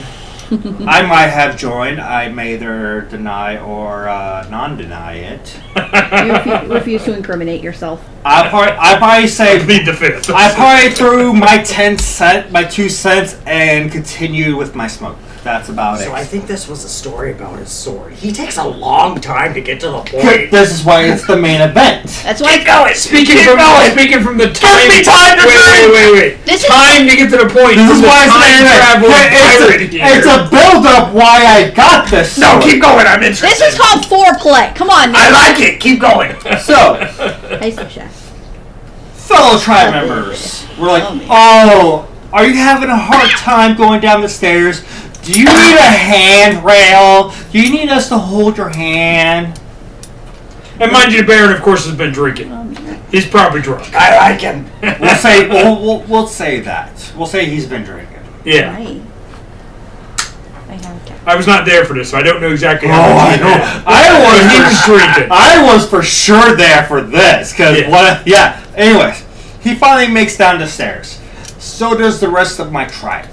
I'm the last one on the second floor, finishing my cigar because I take my sweet ass time for it. Do love me a good cigar. And if you've never been to Ghoulcrest, our primary function is a cigar club. So we always have cigars. We also have booze, and we also have great company, but we have great cigars. And I am one of their cigar czars. So I definitely enjoy a good cigar. So go ahead and finish the story.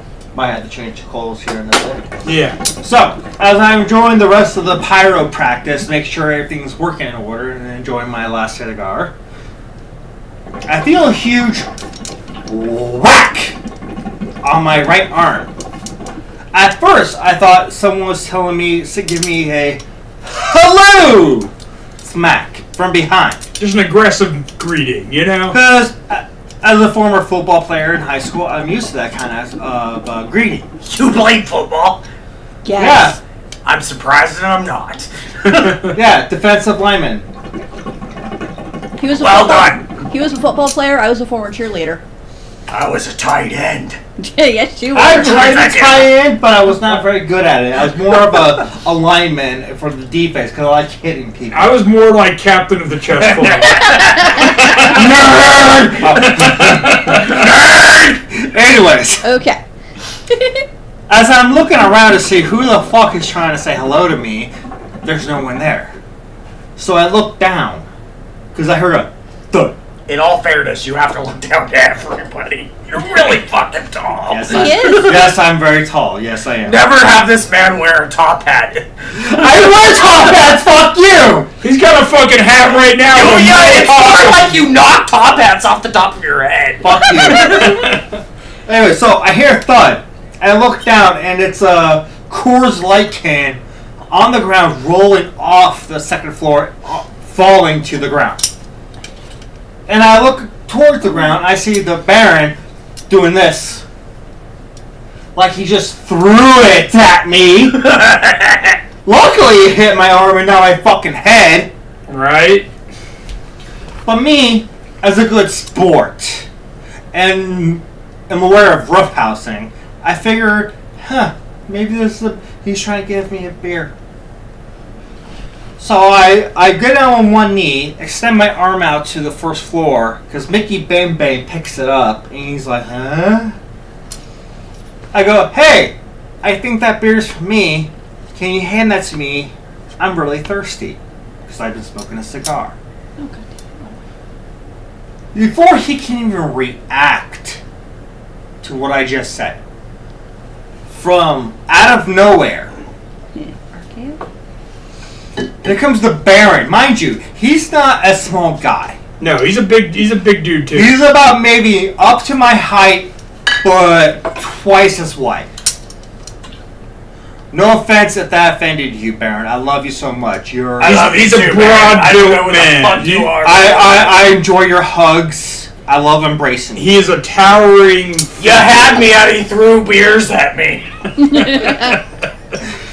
So yeah, Baron out of nowhere grabs my hand, not even putting his whole fucking body to the ground, throws his whole weight dangling me. Before instant reaction, I throw my whole body to the fucking mat of the second floor, but unfortunately, my arm wasn't so safe.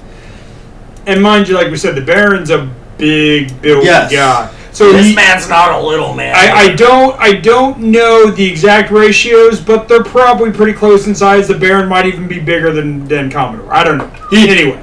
Yeah. So, from wrist, We're talking overall size there, dear. Yeah. thank you. From wrist The to wife's armpit, smiling. my arm meets steel and wood, scraping to the ground Fucking sandpaper. and holding an estimate. I'm gonna assume if you're lighter than this, please let me know. Over 300 pounds of dead weight. Yep. I would think the Baron's probably in that neighborhood. Yeah, that sounds So, about right. this scrape is not the one that's fucking hurting me. Because I'm used to that type of shit. I roughhouse since I was a fucking child. He finally lets go. I get up. He's fucking around somewhere. I'm not really dealing with the pain. I'm just dealing with the anxiety that I almost fell off a fucking second floor. Honestly, because like, I don't mind heights. I don't like falling from heights. It's not the heights that will I kill like you. getting high, It's the but I sudden don't stop like at the falling. end. Yeah. So, my anxiety kicks in. I say I don't like getting high, but I love falling. Yes, Or, yes. No, that's Other way I like around. getting high, but I hate falling. It's not the fall that will kill you. It's the sudden stop at the That end. it will. My anxiety kicks in. So I said, I I need to fuck off right now. So I finally get down to the ground floor. As I'm passing through the club to the back door, Corporal and Major's like, hey, are you okay? Like, yeah, I just need to go fuck off real quick. And I just blitz to the door. I go to my tent. I need to grab one of my emergency beers because this time I need it. Emergency beer. I like this concept. Because Right. beer calms me down. Me too. If I am fucking having anxiety, if I'm fucking too angry or upset, hand me a beer, I will feel better. Yeah. So, I walk maybe 20 yards from the club with a beer. Empty area. I see a full moon. And I just look at the moon and I drink my beer. about trying to relax, trying to bring myself down over the fucking anxiety I'm dealing with, because it's for those anxiety you'll understand. The major comes up to me and said, dude, are you fucking okay? And I'm like, yeah, I just had to fuck off and not be around people right now. I'll be okay in a little bit. Just let me do what I need to do. Let me do my thing. And he was like, okay, well, if you need anything, just let me know. And he walks away. And I'm like, yeah, I'll be fine, thank you. So he walks away, and I'm like standing there, looking at the moon, for a good half hour, at least. And I finally finish my beer, and I feel good enough to be around people. So I started walking towards the club. And then I see a couple of skullduggers and Major just going, dude, the corporal just fucking chewed the Baron's ear out. Because she found out what he did to you. And if you don't know the corporal, which, if you've ever been to Ghoulcrest, you know the corporal. She is one of our doormen. Yes. And sister of the captain. Very nice. And just a fiery, feisty, you don't want to piss her off type of person. She's a little Irish lass who you don't want to fuck with. She might be looking petite, but she's one of the most intimidating people I've ever met. Never fuck with an Irish. Don't fuck with a corporal, or you will regret in the worst way. Fuck the title. Never fuck with an Irish. I love you, big sister. And probably has more knives on her than you could possibly imagine. Yeah, yes. She is a knife connoisseur of the finest. She actually works for a knife company currently, but she was collecting them for a long time before that. Oh, she still collects. Yeah. I know she does. It has an end. She has enough knowledge to work for them, but she had a collection before she worked for them. Just trying to give some context, but go ahead. Now, as I heard this, me, Turkey. Of course, it's an anxiety that fucked with me. I'm not pissed or upset or angered at the Baron whatsoever, because I'm used to that type of roughhouse. It was just the fact that I almost fall from the second floor that fucked me up. He didn't mean harm. Oh, he meant... he meant harm? Oh, he meant harm. Okay. So I'm like, it wasn't a big deal. Like, he was just fucking around, whatever. Okay, whatever. So, I see the Baron between our club and their tribe out in the dark in an open area, just by himself, just sulking. Oh, gods. I've done wrong. I see Mickey Bang Bang, the new leader of the tribe, come up to me and humbly apologize. Dude, I'm so sorry that happened to you with the Baron. This isn't the first time something happened between us and the Baron. Like, we lost a lot of connection with tribes because of this shit. Like, I don't want to lose between you and the Ghoulcrest. I like what we got going. I don't want to lose that. And I'm like, dude, it's fucking okay. I'm not even mad. Like, I just need to fuck off for a bit. But like, he was still being humbly apologetic, and I adore Mickey Bang Bang. He's doing such a great job with the fucking tribe. But then comes the Baron's wife. The Baron's wife. Yes. Yay tall. She is like Japanese 4'9" Japanese woman. What is it with big So tall I said guys don't and fuck short little with bitty the Irish people? women, but those Japanese women. She no joke. The Baron's similar to Danny's height, so 6 something. Turkey's watching. Hello, Turkey. I don't know who the fuck you are, but You hello. just lost it. Turkey is. Oh, hello. Hey, His Chris. name is Turkey. Yeah, I did not know this. Because he always drinks fucking wild turkey. He does, but I never heard him be referred to as Turkey. I- Hey, Chris, I love I you. always call him Turkey, actually. I love that Yeah, man. yeah. Beautiful man. Yeah. So, anyways, Turns out here's Oh, the- he's been building his beard for a while. Yeah. Not growing his beard. He's been building Yes. his beard. And yeah. his It's great fucking because he's got that beautiful red beard. It's got that perfect And- shape. And he's got these beautiful white age lines right there. Not all white, but that beautiful red with just those perfect little. and he's got that fucking and side it goes with this comb, beautiful The hair. like, shaved sides hair that just looks incredible. I love him. He's gorgeous. Oh my Anyways. god, I'm jealous. He is. We The have the same Baron's story. wife comes up to me, Mickey Bang Bang, and I think a couple of goons Yeah. behind him. Yeah, so imagine he's over 6 foot. The bear. She's His like- wife's like 4'9". She's like, and she could put him in his place. She heard a bit of what happened between me and Baron, and she's like, "What's going on? Are you okay?" So I told her what happened. Okay. I told her, like, I'm not mad, I'm not angry, it's whatever. But after I finished describing the incident, what she said was horrifying. Not by words, by looks. So she goes, "Oh, okay, thank you. I'll be right back." Oh, I know that tone. And me and Bang Bang look at each other and we're like, oh, fuck.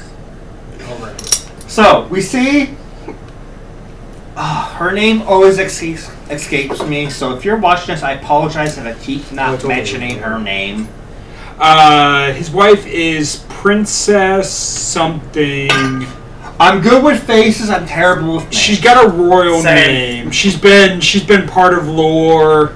Yeah. Princess something. For now, we'll call her Miss Big Badass. Right? Miss right? Badass. Your cup. Oh, fuck. Your shot glass. Shot glass. Keep telling your story. Pay no attention to this. So, Right? me and Bang Bang just sees her walking Bang towards Bang. the Baron Yeah, at the Big Bang. Oh, yeah, into Big the Bang darkness. is He's a good guy. Now- Good guy.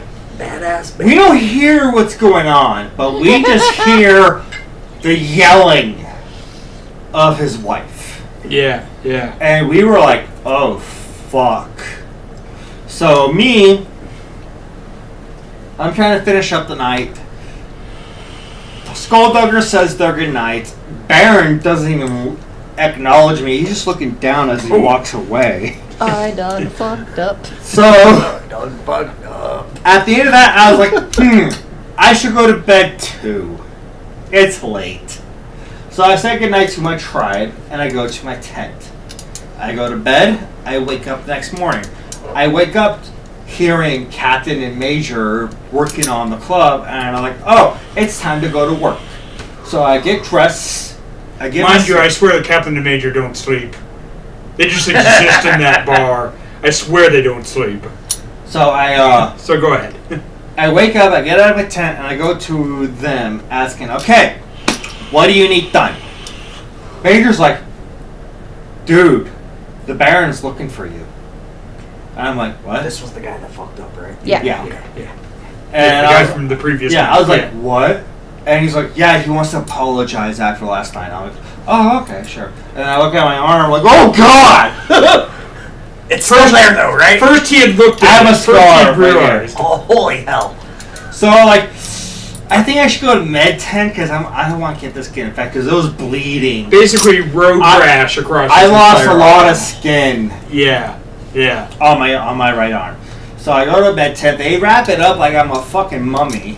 Yeah, I remember that. Because I didn't show up until after he had the bandages Yeah. on. Because I was in that line, like I said. So go Yeah. ahead. So I'm waiting. I'm trying to find the Baron, but he's busy doing the gate opening ceremony. So I just waited in his camp until he was done.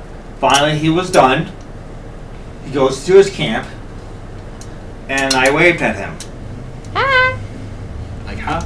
He comes up to me, and he pulled me aside to the very back, near the the back side of the club. Okay. And he's like, "Dude, I just want to say I'm sorry for what happened to you last night, for what I did. I should not have responded that way. It's not like I really like you. You're a really fucking cool guy.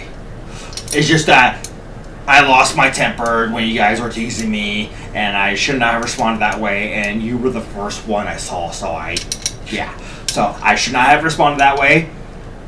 I'm so sorry." So I'm like, "Dude, it's not that big of a deal. What's whatever, no bad blood and whatnot." So he's like, "I'll be right back." So he walks away, goes to his tent, maybe 40 feet from us, comes back with something. Comes to me and does this. "Here, this is my gift to you to show no bad blood between us and my sincere apology." And I'm like, whoa. Okay. Now, rewind Oh shit. to the night before as I'm getting ready to go to bed. I thought we were close to done. Oh, we're almost done. We're almost done. Listen, we gotta do watchers. I talked to Major and Corporal. Captain, I think he was somewhere and he probably went to bed early. Captain's Whatever. watching. What? Captain's watching. Hey, Captain! Hello, He Captain! loves my Baron voice. So, Captain, I love you. Yeah, Hey, is this the same guy? Captain Stranded he's is he's the leader of my tribe. Alright, wonderful. Hello! Yeah. He is the Yeah. bartender and the founder of Ghoulcraft. And he's a captain. And his name Yes. is Captain. I love fellow captains. Hello! Captain Stranded. I can't fully remember if you were there immediately before I went to bed, or just Major and Corporal. But I was like, "Oh yeah, the Baron's a cool fucking guy. He gives you guys fucking guns and knives, and all I got from him was a shitty scar." And then when he hands me this, like in my head, like, "Dude, I was just fucking around." But he gave me this, which I believe is a cutlass. That's a cutlass. That is a cutlass. That is a cutlass for sure. Right-handed, even though I'm left-handed. You can't blame him for not knowing, and it's probably what he had. Enough practice, that won't be a problem. Oh, and I've been practicing. Yeah. Let's see if I can put this in without being a weed. There we go. Nice. That was gorgeous. Oh, Jerome's calling you. Oh shit. We got a call! Yes. We get What's that. a call? Captain! Captain! Hello! Huzzah! Hello, I'm a captain too! Hello! This Howdy! Howdy. Hello, howdy! Hey, Captain. Can Danny keep doing the Baron voice forever? Oh God, I hope so! It's a lovely voice! It does things to me! Well, for you, Captain, always. I will always do that for you, Captain. I really respect you. You're a cool guy. Sorry, that gets confusing. I don't know if he's talking to you or me, but either way, we're both happy. That's fantastic. Captain, have you seen our new background inspired by your gorgeous club? Beautiful. Is that the cherrywood stain I see? Yes. Yes, Commodore did that. I tried my best to make this look like Ghoulcrest to the T. I need more frames for the certain posters, but I'm getting there. Beautiful. I have photos to donate. I have frames to give you. Oh! Yes! We are excited about that. Much respect. When we get a chance, we'll head up your way if we can arrange that. Yeah, that'd be great. Fantastic. Alright guys, let you guys get back to it, man. You guys take care. It'll look Yeah. awesome. Lovely Yeah. to hear from you always. Yeah, It was love lovely to miss meet you, buddy. Lovely to meet you, Captain. We're gonna saw to you guys. Let's drink to that, man. Yes. Woo! All right. I got water back here. So now this is completely superfluous to that. But I have one more weapon to show off. Oh. So, little story behind this one. Trip up to San Francisco, Haight and Ashbury. For years, I had friends. They'd send me pictures of shops from oh, you gotta go here. You're gonna love this place. It's beautiful shops with beautiful hats and canes and everything that I love.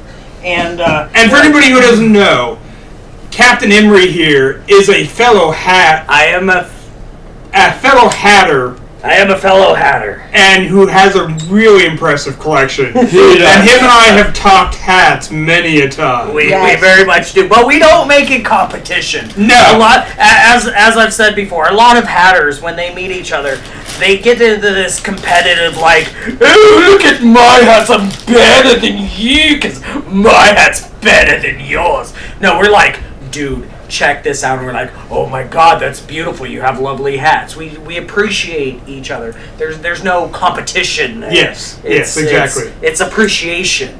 There's many hatters. Our style is similar but different. Yeah. And our hats are similar but different, and we appreciate all the similarities and the differences between. And but we were talking about this weapon, which I'll get to. I'll show you guys in a moment. So, look up Tortuga Twins from the Arizona Rainfest. I have no idea about this. Will do. We'll look it up later. I love twins.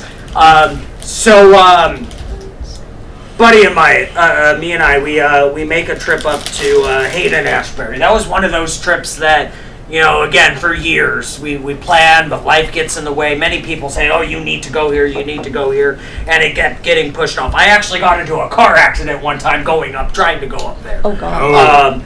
Just shit like that. It just never fucking happened. It took years. I find in life that we plan these things, and sometimes life just gets in the way. You don't always get to the trip you planned when you plan it, when you want it. But you get to it when you need it. Yes. Life provides it when you need it. If you just have patience. If you have patience. Yes. Life finds a way. Life finds a way. So going up to Tortuga, this was mid last year, so right in the middle of the plague. And most of the shops were closed. Like 95% of the shops were closed. But all the shops that were open were absolutely wonderful. Haight and Ashbury, if you ever make it up there, go there. But this was about Chinatown. Okay. Chinatown. So I used to own a business through the anime conventions. Yep. You remember this when I had my little table and with the fans? all my fans, the fancy fans, all the little statues, all the cool little things. But I had to go up to San Francisco often to do my wholesale shopping.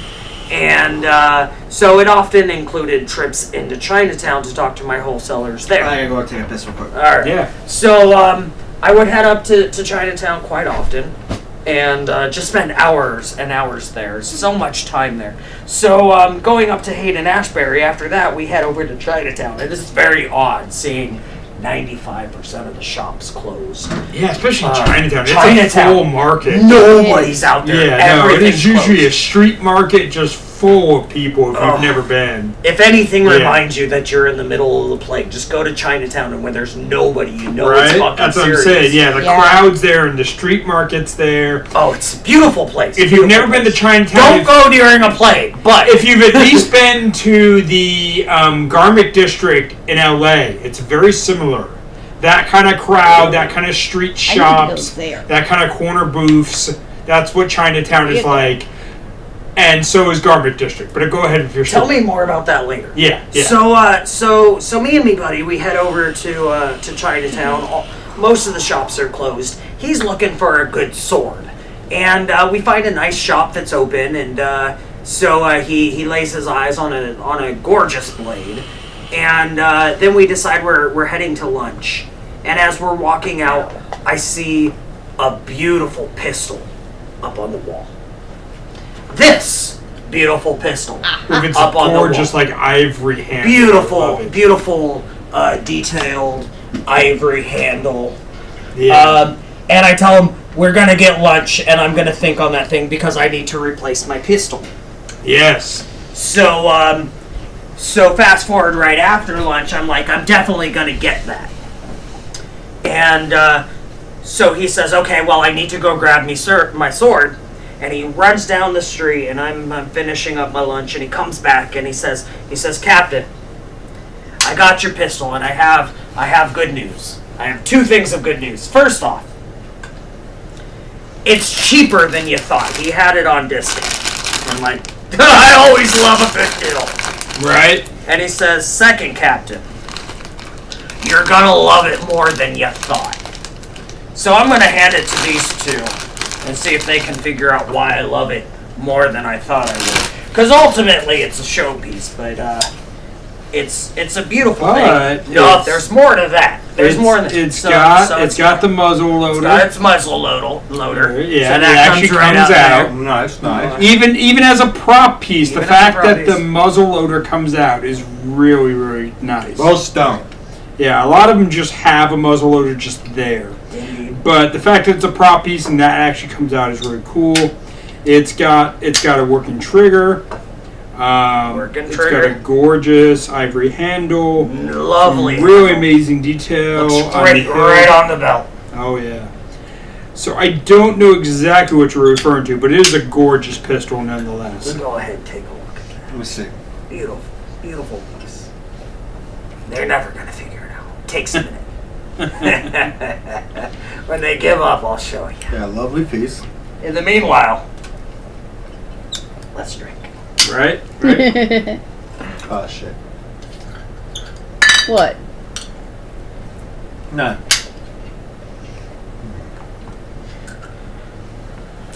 Alright. There's like there's no hole. Yeah, it's a prop piece. It's a Yeah. prop piece. Yeah. So it ain't very good. It ain't very good for shooting people.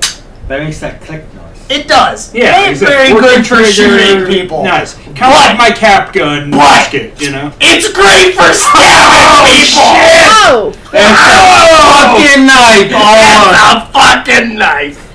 Oh! I wasn't too displeased with this. Nah! That is so It's technically a bad. knife. That is fucking I bad. have a short story of mine. Okay. Oh yeah, he's got a gorgeous knife. He's got a gorgeous knife. Now, I was looking for a nice little side piece to my accessory, so I go to Bartertown. Most of my idea is a knife.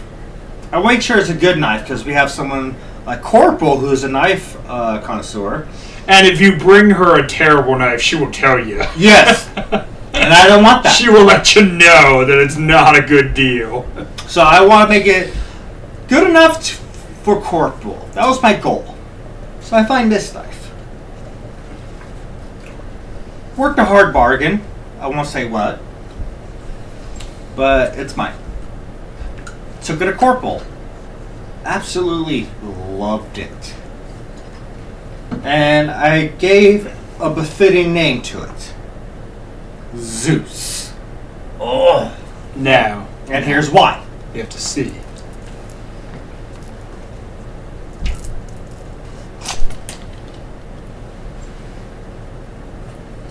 Oh, that's a beautiful blade, sir. Take it up to the camera. Yeah. Show it off. It is a lightning bolt shaped blade. Lovely. And it's fucking sharp. Don't Knock a fall. wall over. Don't fall. You got a blade in your hand. I know. And don't knock our wall over, Yeah, sir. I'm still getting used to the setup, so Yeah. I'm learning my ground. Right. Yeah. We're in a new environment. We got to learn our boundaries. So yeah, very short blade, shaped as a lightning bolt, very sturdy, very strong. So I named it Zeus. I love Wastelanders. They understand the importance of effects. Right. You have to complete your character, and that's not just your gear. It's also the pieces that come with it. It's the small things that build the whole person, as Yeah. I'm learning. So speaking of characters, this is a very important thing that I wanted to touch on to get back to more of the fair aspect of these and the festival aspect of these.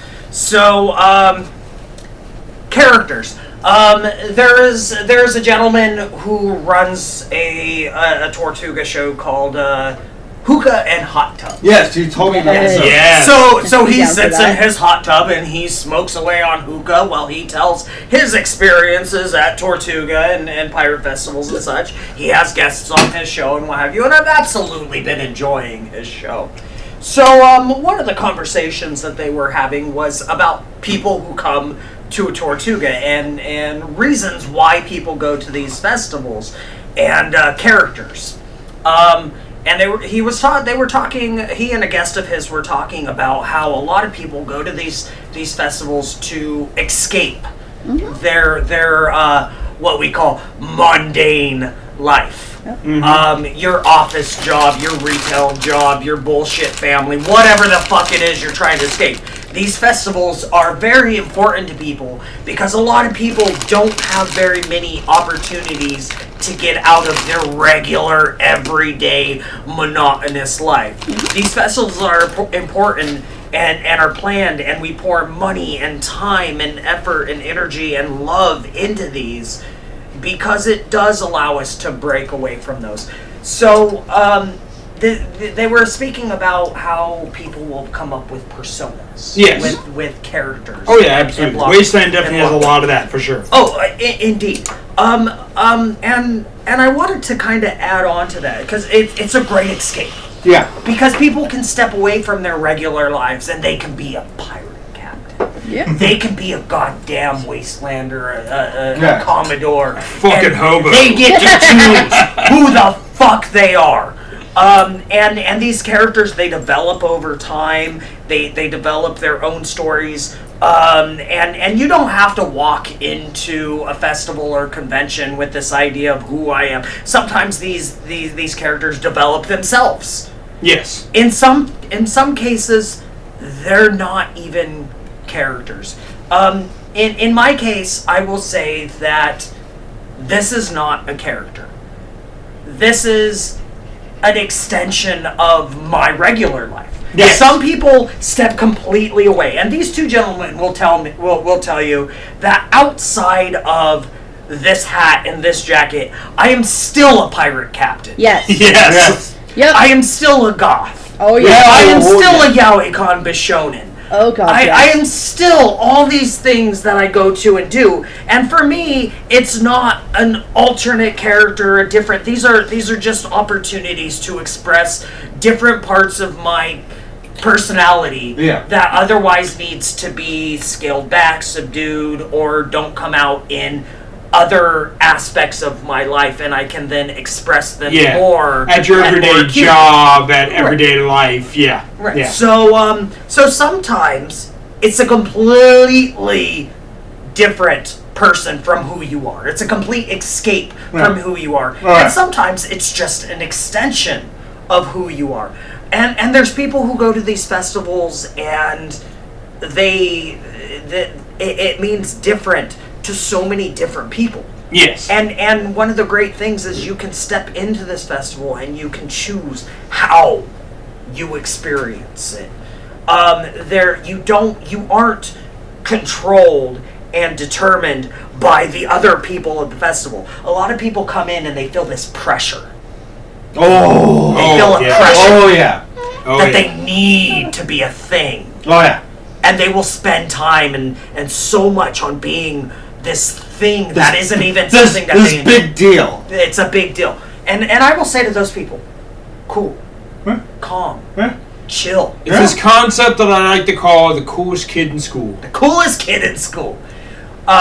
Which Some is- people at Wasteland Now, and at Renaissance Fair and a lot of the other events want to be the coolest kid in school. Don't worry about it. two things. Two things. One, One, something special for you. yes. Now, I started this at the last episode. It's something I'm trying to do every show. We gave this honor to Day Defour, Short Bus, Road Rash, I've heard that name. because it was the most befitting for him. Sadly, he wasn't there to honor it. You'd be the first to honor it. What are we doing? I'm Yeah. scared and I love it. Right. Okay. What are we doing? This is I don't think the fuck you of the week. I will accept this fuck you of the week and raise you to a meal.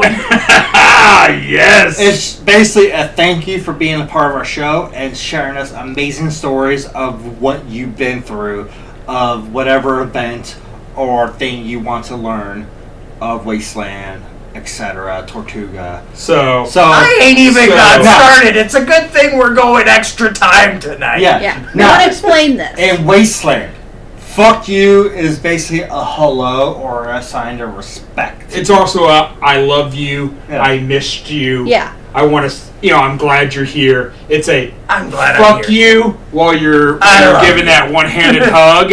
That's a Yeah. Wasteland. This is also the Wasteland salute. It Love makes it. a W. Love with a it. fuck you. I love it. Yeah. So, fuck you, Captain Emery. Yes. I will drink tonight. Oh, we got some shots waiting We here. got Tom, some go grab shots. your shots right there. Got You it. see it. We got some shots waiting for us. Yes. Woot. So there may be some people who are watching. They hear these stories. They see these effects, and they go, "Oh, I want it. Yes. I want Yes. it, but I can never. I will never." Here's the truth: everybody, every single person who is somebody, be it Tortuga, be it a Renaissance Fair, be it Wasteland, SCA, I don't care what the holy fuck the event is. Every single person started Ugh. with a first year. Yeah. Go ahead. Santos, towards you. Me? Santos is a regular. Hello, customer. Santos. Yes. Yeah, he's a regular viewer. If that old pirate needs a power glove, send your Addy after the show and I'll mail it to him. Oh! I love you. Yeah. Santos Lopez. I love you, Santos. I'm taking an extra shot for him. You can We will we will make sure that all happens. We will get him Please on. do. We will get him connected to you through the Facebook. Please do. look up Emery Marlar. But either way, we will take care of all that. Not my dad. He will be like, what the fuck is this weird glove thing? It's a goth dude with a beard. You'll be able to tell. Take time, look at the pictures. I got a really nice hat on. Oh god damn it! What? It's the Nightmare himself. Oh my Oh god. god damn it! The nightmares up watching us. Howdy, Commodore Hatter. Okay, well I need. Hold on. A salute and a hearty fuck you to the nightmare. Give me another beer real fast before we do this. This one's out. Okay. Here. And you Take need the church key. Where's Where's the right church here? I got it. Pop it. Check. God! Oh my God, Hatter! I wasn't holding it right. Which one? Which one? I thought he was gonna steal from me. Well, all three of us are fucking Hatters. God damn it! I am here with all of my doppelgangers. Thank you very much. Or you are my dog. Yes, you, Jeff. Nightmare. Am I? Yes. I don't know anymore. Yes. We miss The you. answer is yes. The answer is A good yes. doppelganger never knew. Mr. Fahrenheit. Message me anytime. A pour shot of tequila. Don't message me about taxes for the NCR. I'm not about that life. Hey, fuck the NCR. So, what was the name of the gentleman we were just speaking of who said the Wait. power glove? Santos. Santos. Do get a hold of me. I would What's absolutely good, love Stranded? that. Fuck you, gentlemen. I'll pour a shot of tequila. Yeah. Yes, to kill you. Oh, pretty fitting for a Nightmare. It better be Casadores. Oh. Because if I'm drinking tequila, it's Casadores. Because I've got some Guatemalan family and some Mexican family, and we drink good tequila. Casadores. None of that cheap Jose Cuervo bullshit. I only drink tequila if it's a margarita or a fucking AMF. Yeah, Santos Lopez. Santos. I'll wear my Santos. Yeah. Story. You reminded me with that power glove. Another story. So So hold my on, before you get sister. into your story, I just want to add on to your character thing that you're talking about. Yes. So I've mentioned this before, but for anybody who is trying to go to Wasteland and who doesn't have a persona or a character, like Captain Emery said, the Hatter is me dialed to 11. Meaning I already collect hats, I already smoke cigars, I already vape, I already like to dress nicely, but the Hatter's all of those things dialed to 11. So if you need a Extension of who you persona, are. Yeah. just think of who you are and maybe amplify that, and maybe that will work. Yeah, that's And basically if you Kylo don't- Pistol Whip right there. And Yeah. if you don't want to enhance what you are, make some shit up. Yeah, that's perfectly allowed to. So- go ahead with your comments. The Nightmare. I love God him. damn it, the Nightmare. I love him. So, y'all got tax return 2 years, and we have everyone zero taxes last year. The NCR is out here bringing the good times these days. Well, I'm glad that you're all bringing good times because I've been having bad times. Listen, I'm a hobo.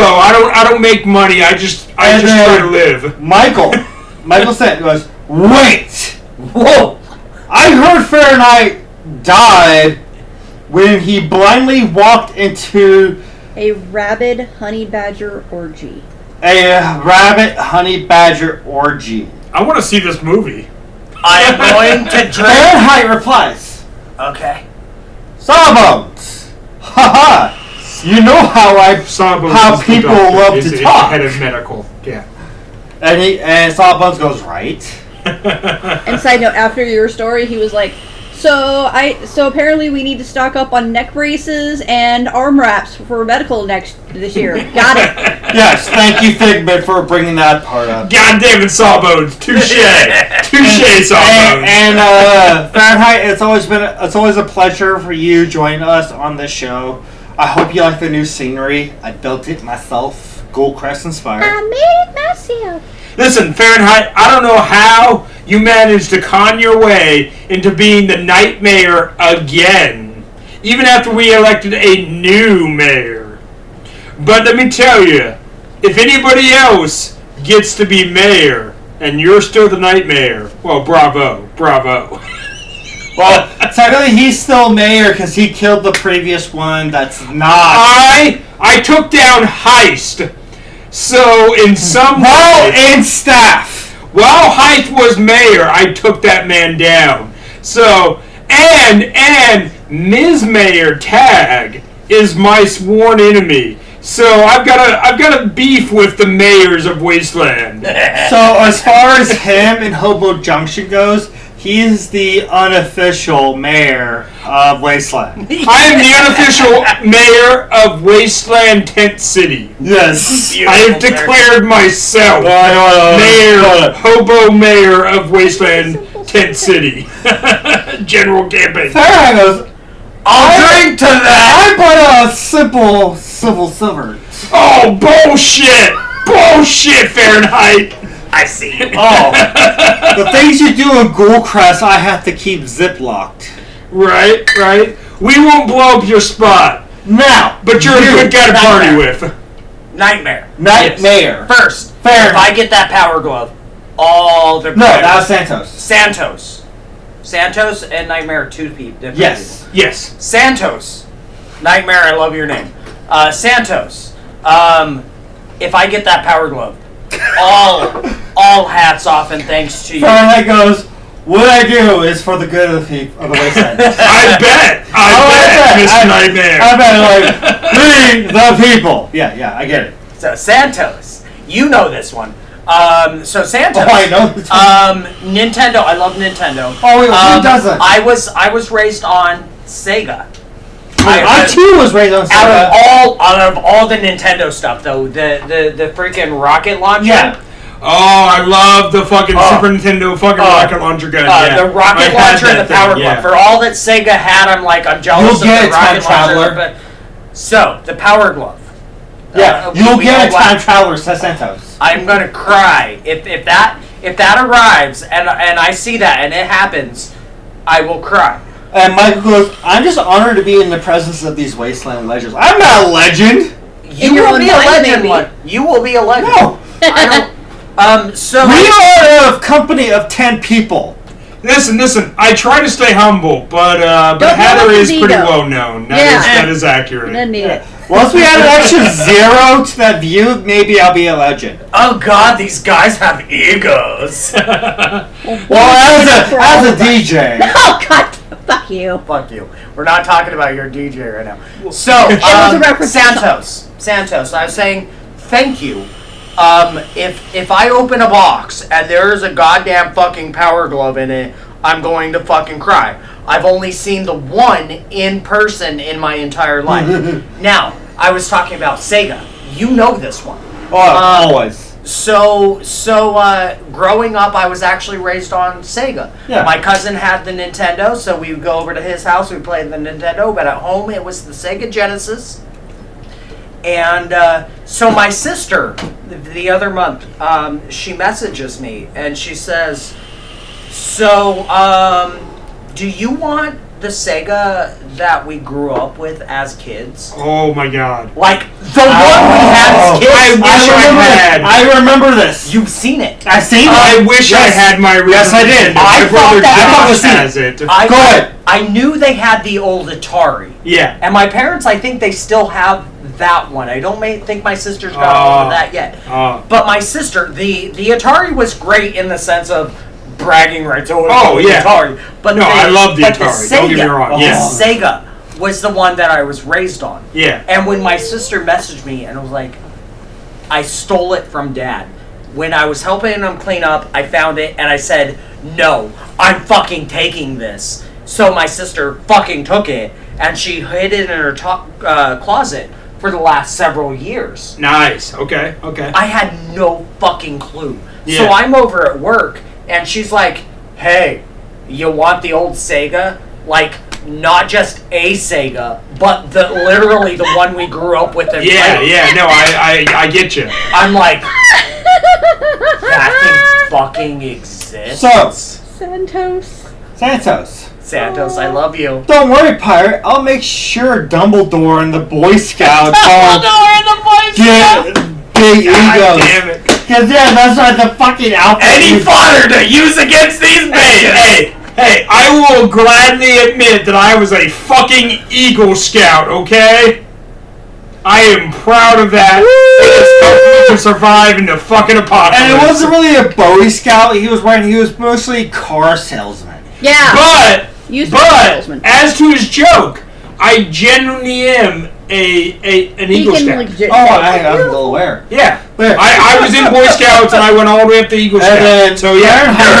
Fahrenheit goes, Me too. Fahrenheit goes, get out here, Sawbones. You're the head of medical. You're a big deal. Big deal. You are. You're a big deal. Now, to your story. So, yeah, my sister was like, do you want the fucking old Sega? And I'm like, Yeah. So, I went over, she had it, the old Sega. It's sitting in my house right now. It's legit. I looked So, myself. I need the power cord, but I have all the other cords for it. Once I get Which the is power easy. cord. And this I guy have a was buddy, I like- have to remember which freaking buddy it was, but one of my buddies said, hey, Emery, I have, it was Joseph. Joseph says, I have the old Sega power cord. The original. The Because original. now, like Santos. even for me, I have my. So I bought Santos. an original Nintendo more recently. Okay. It's not my original. It's one of the little My ones. no. It's a traditional. Don't get me Okay. wrong. But my baby brother has the original that we grew up with. He got it because he was the last Lucky one to man. move out. But I bought an original Nintendo. Now, trying to find an original power cord Oh, is I know. super difficult. I can find aftermarkets that will work, but I want an original, and it is hard to find. That's when my buddy said, I have an original, I was like, I love you. So, Santos goes, checkmate, Hatter. You lose. Oh! Do you have your original Nintendo with the original power cord? I think that's prior to what you just said. Because in that case, yeah, I lose. And then we go with Michael Sent goes, bah!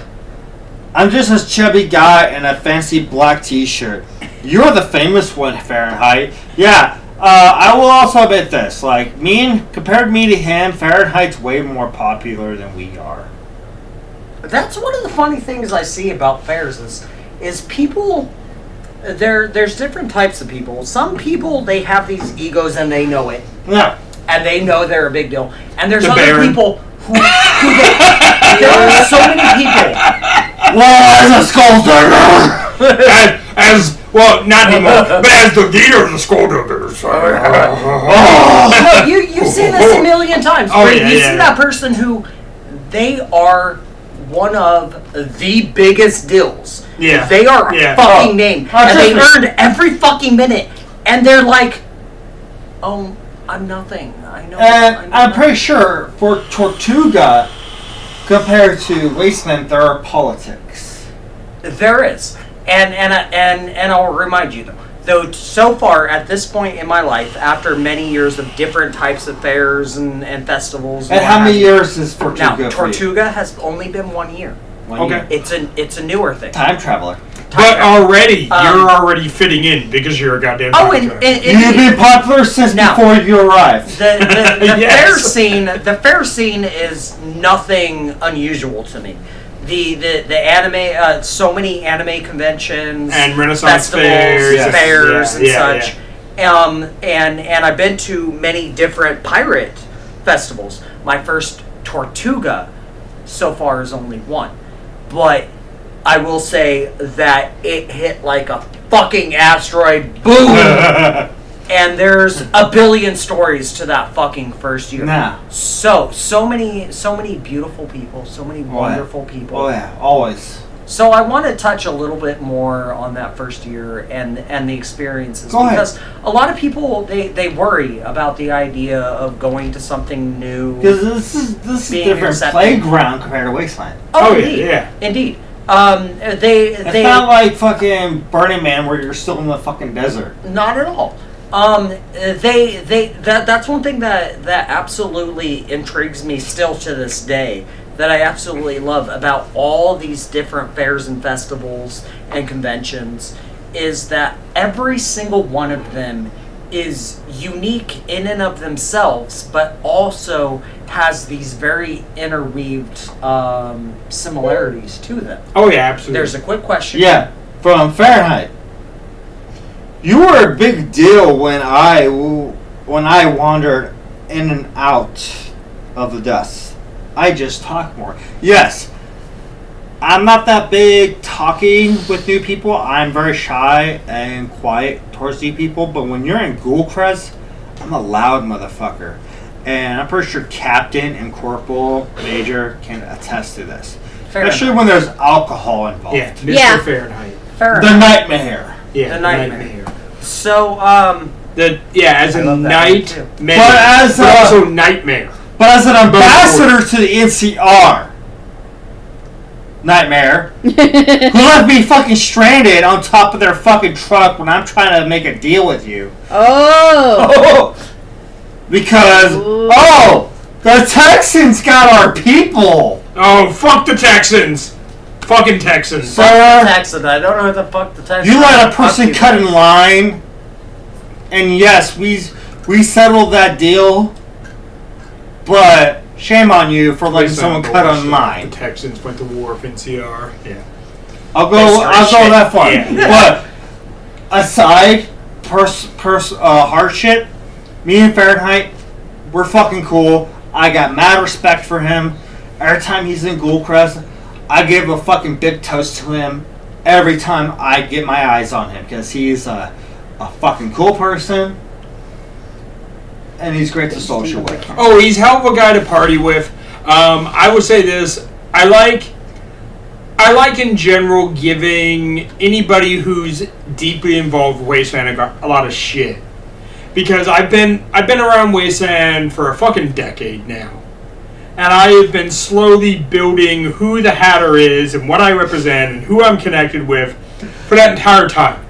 No, that's Fahrenheit. He's got to correct everybody. But there are certain people in Wasteland, like Fahrenheit, the Nightmare, the Mayor, Ms. Mayor, who somehow, through all of my adventures, I have made an enemy of. And I'm just like, come and get me. No. Just saying. Just Fahrenheit saying. goes- Come and get me. Ambassador extraordinaire, and I can't pronounce this word because I've been drinking. Plenipotentiary. Try it. I want to hear you try. No, let him try it first. Fine, fuck you. Plenipotentiary.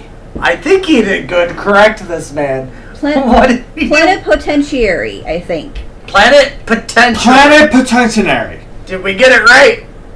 I don't fucking know. I don't know that word. It's a word. We It's love a you. word I've never fucking love you. seen before. But yeah, Plenipotentiary. Fahrenheit has his dick in the water of it. Just whip your dick out there, Fahrenheit. Just do it. Boom. Got it. Just boom. Plenipotentiary. I've never heard that word before. No subtlety. Penis. It's perfect, apparently. Plenipotentiary. I have no fucking clue what you said, but I love every word. But apparently it's perfect. Apparently to the nightmare himself. Thank you, taking Nightmare. I love credit you, for that man. I very much hope that I Now, meet you one day. Your story. What story was it? Remind me. We got off track. Apparently. Fuck that, apparently. So, what's about these 3 items we have on this table? Oh, jeez. Oh yeah, you brought us some decor. I did. I gotta So cover this because we're not supposed to see. this thing I told him, don't peek, don't peek, don't peek. So one of the first items I wanted to We share. see we see a spyglass. We'll get to that last. Yes. That's last. Okay. that then- has the most endearing and Alright. deep story to it. So this one, my conch shell. The magic conch. The magic conch shell. So this is everything that it looks like. It's a conch shell, and yes, let me see if I can get it over the first one. These aren't that easy. It's like blowing a tuba. So let's me. I'm good with my lips. Oh no! Oh. I hope so.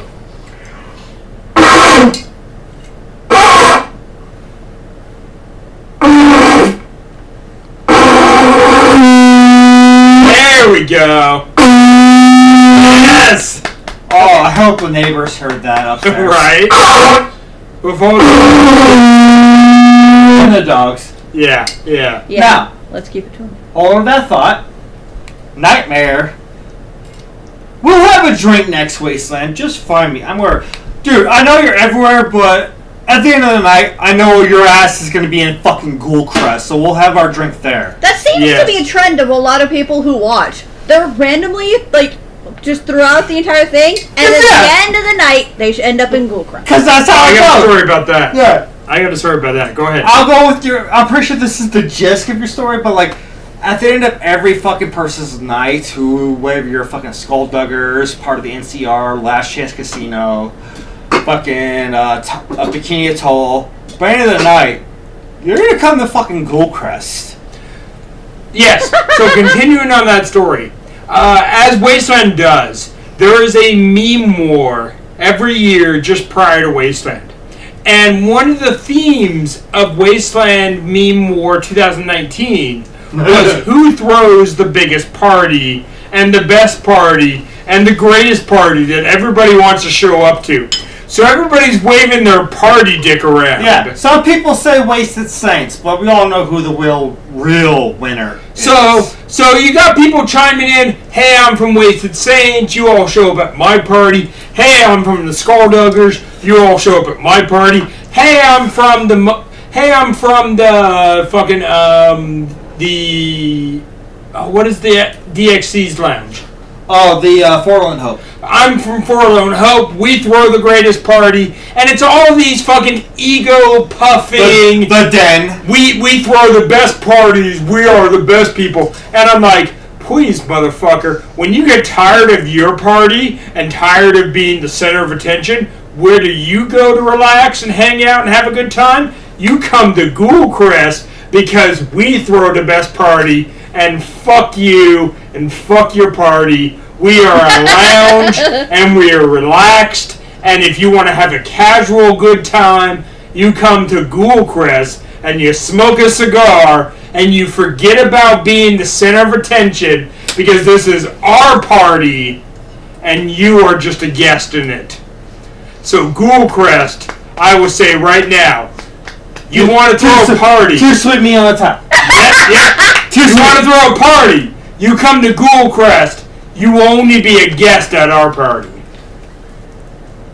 As someone who's an actual tribe member.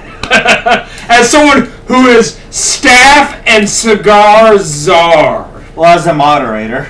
Well, we won't get into that. Okay. That's a story that's off camera. Not the story we've told before. Those are Yeah. my favorite. Those are titties. Yes. So, yeah. We'll say that much. Yeah, you might have the biggest party, whatever you're fucking at, whether it's the Den, Waste of Saints, fucking Mushroom Cloud, whatever. We all know where y'all end up in the end.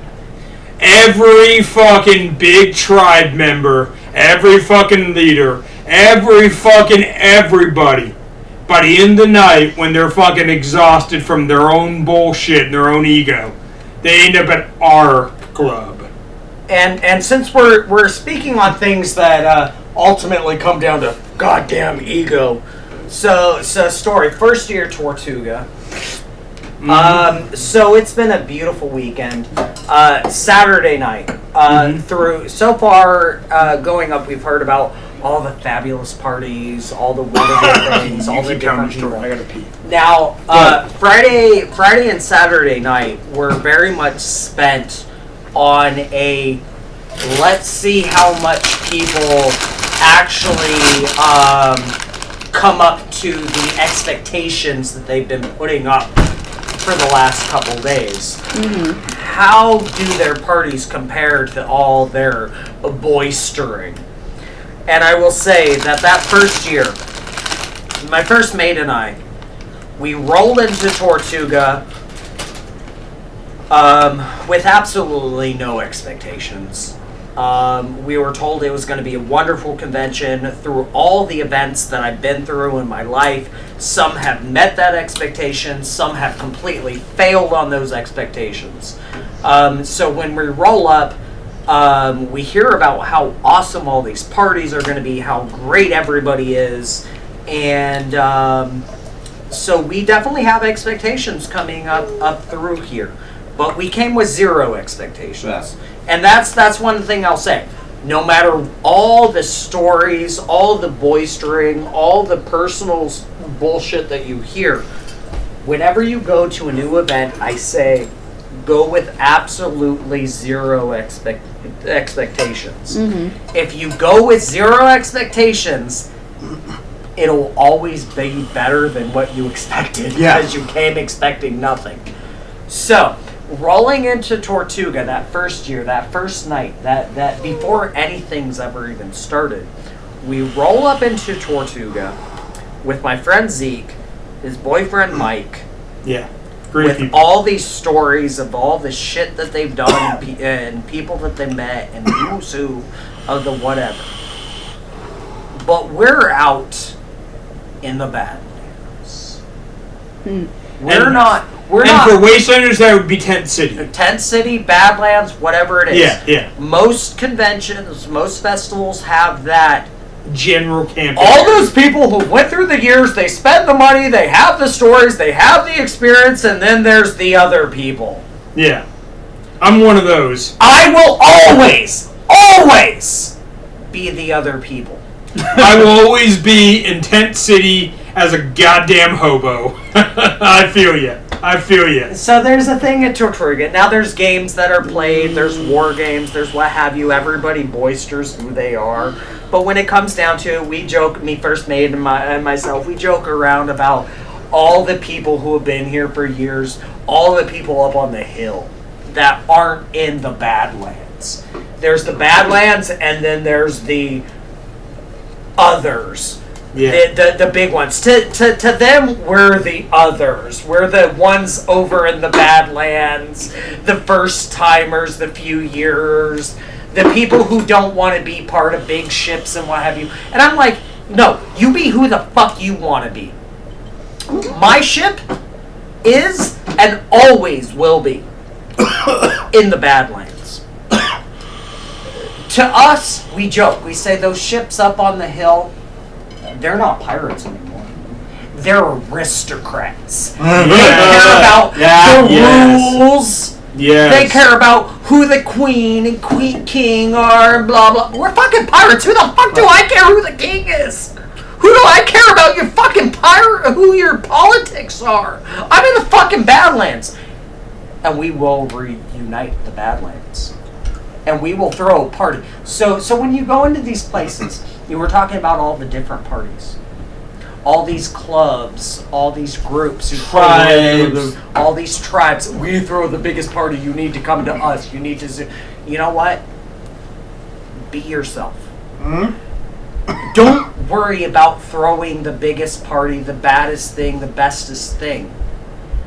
All you need to worry about, the only thing that you need to worry about in any convention, fair, festival, whatever the fuck it is that you are having fun, as long as it's not at the expense of anybody else. Yeah. So, I can get with that. So we joke around. We're like, all those people up on the hill, they're no longer pirates. They're aristocrats now. They're aristocrats. Once you become an aristocrat, you're not a pirate anymore. They've forgotten what it is to be a pirate. And we'll reunite the Badlands. We will. Badlands. Every first year, everybody who decides they don't want to be up on that hill and following all those rules. What fucking pirate follows rules? Seriously. Be you. Be yourself. Have fun. Don't care about this structure, that structure. Follow the rules of the fair. Yeah, don't get kicked Don't out be for an being asshole.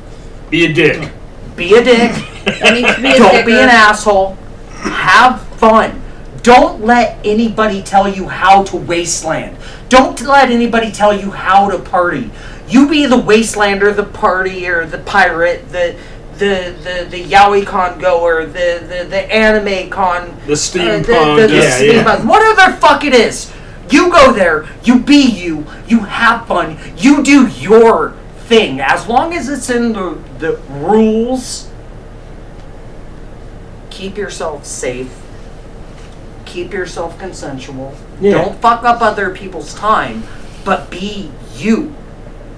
And you will grow to be a legend and what have you. You don't have to worry about all the nuances of how the fuck do I get this name and what have you. Go there, be you, build your persona, extend your personality, be whatever the fuck. Sometimes it takes time. Sometimes the first fucking year you're a big thing. Sometimes it takes years. Sometimes you're a big thing and you become nothing, and then you're a big thing. Like it's this roll. Don't worry about it. It happens. We have a comment. Fun is the important part. Okay, so go on.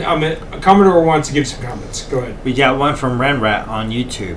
Ghoulcrest is the one place I have not been to yet. Oh, somebody has an experience. Well, So I will make this offer, and I make this offer a lot.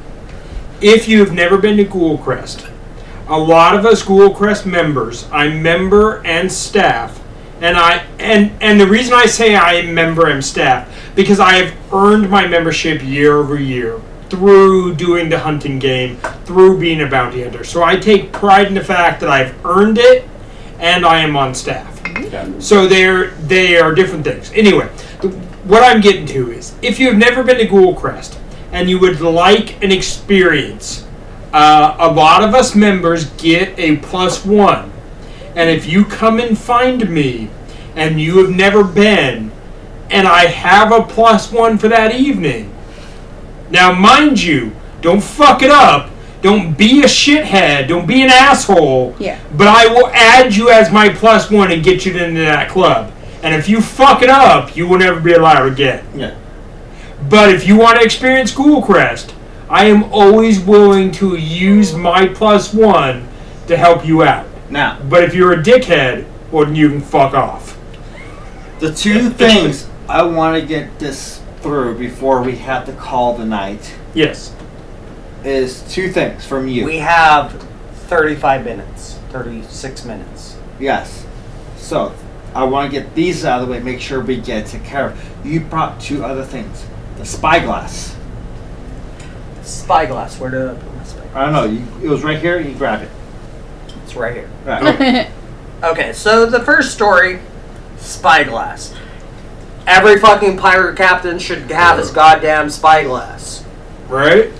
Land ho. So before I get into the spyglass, let me explain captainhood and Tortuga and other pirate events. Yes. Yes. So one thing I absolutely love and adore about Tortuga specifically versus other events that I've been to, and this isn't every other event. There are other events that work very much like Tortuga in this sense. Of course. And there's other ones that very much don't. I love the SCA. It's a very beautiful, good event.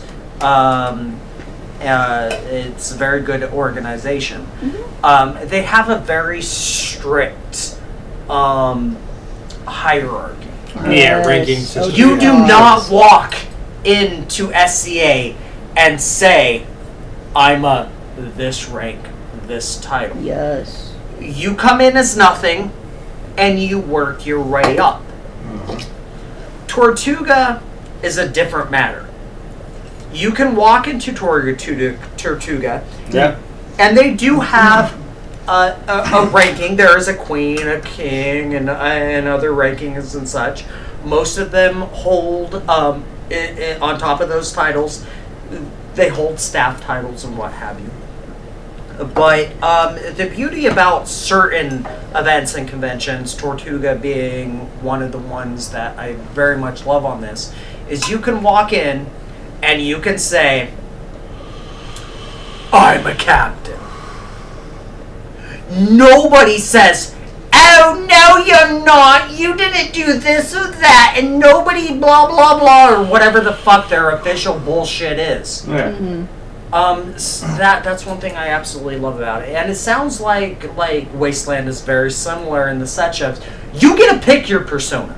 No. Not only that. There are official titles and what have you, but if you want to say, I'm a Commodore, you can be a fucking Commodore. Commodore was earned to me. Yeah, Well, not tell me only about that, this. but hold Tell me on. about this. So before you get into that, at Wasteland, you can. So similar how you are a captain, you started your own ship. Yes.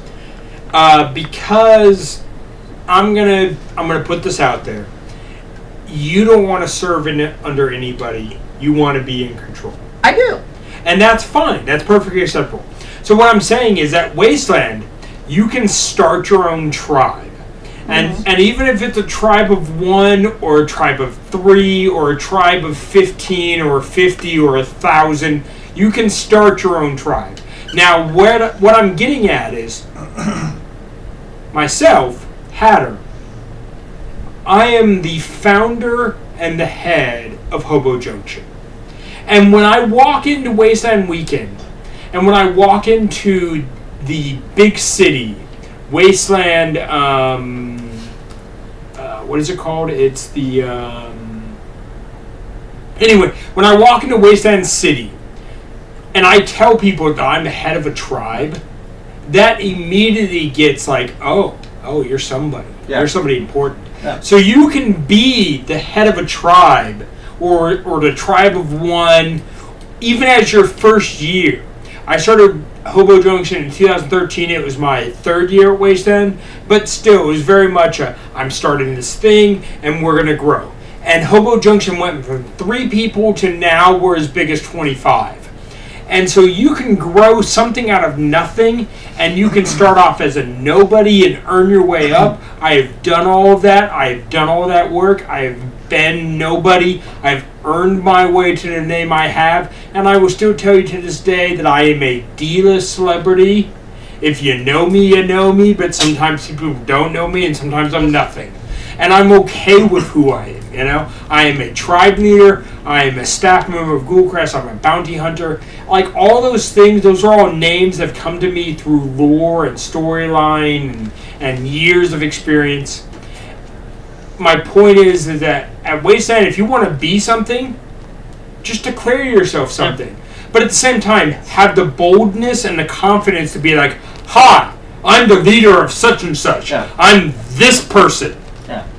There's Go a ahead. comment here, And and as then I'll far- get to what I was saying. And as Fahrenheit was trying to, like, going towards what you're saying, you can be whoever you want to be at Wasteland. Yes.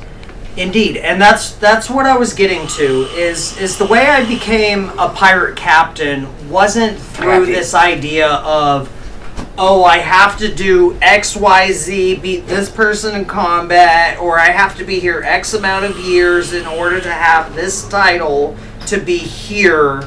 No, what happened was I rolled into fucking camp. My friend Zeke, who I absolutely adore and love and have nothing but admiration for. And Zeke's a great person. He He camps is. with me. I He's a hobo, so I carry some special place in my heart for all hobos. So I rolled into camp that first day. And as I'm setting up my tent and what have you, I was informed by my friend that I would not be camping with him, that I would be camping out in the Badlands where he was part of an established ship, but his ship has very specific rules that they can only have so many stowaways, and that goes to his boyfriend, so he and his boyfriend can camp together. So me and my friend Gage, who is my first mate, end up at this festival by ourselves, not camping with the people that brought us. Ooh, This that's would rough. totally That's rough. destroy. This would destroy most people's experience. Yeah, that's rough. That's rough. for Don't sure. let such things ruin your experience. This is your year. This is your first year, second year, whatever. Take it. Yeah. Control it. Yeah, This own is it. your life, your experience. You are here to have fun. Yeah. I'm not mad in any way, shape, or form at my friend Zeke. He brought me to a beautiful convention. When he laid on me that we would not be camping with him and his ship, the response was, oh, okay, well, we have a tent. We have everything we need to be able to camp, okay? I looked at my first mate before he was my first mate, and I said, wow, okay, well, the two people that we came with, they're going to be up on the hill with their ship, which we have to get permission to board and all the protocols that they have and such. We're not part of that ship. We're not stowaways of that ship. We're out in the Badlands by ourselves. And I said, okay, well, we have food. We have everything we need in order to survive without them. We will see them. We will enjoy the weekend with them. But right now, we're out in the middle of nowhere by ourselves. I'm captain. And he said, okay, my first mate and I, the way we work together is absolutely beautiful. He doesn't like to be up front he likes to hold into the background. And that's fine. There are definitely people like that. My first mate is the fucking perfect first mate.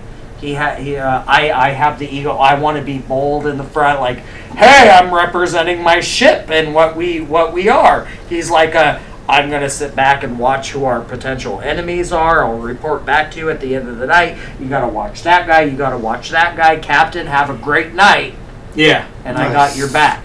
We got things like that similar ways that for sure. So any festival has this type of bullshit. I'm a cocky motherfucker. And I have an ego. And I captain. like being the leader and founder of Hobo Junction. I have people in Hobo Junction who are my first mate or my second in command, whatever you want to call them, and they do an amazing job with what I need them to do.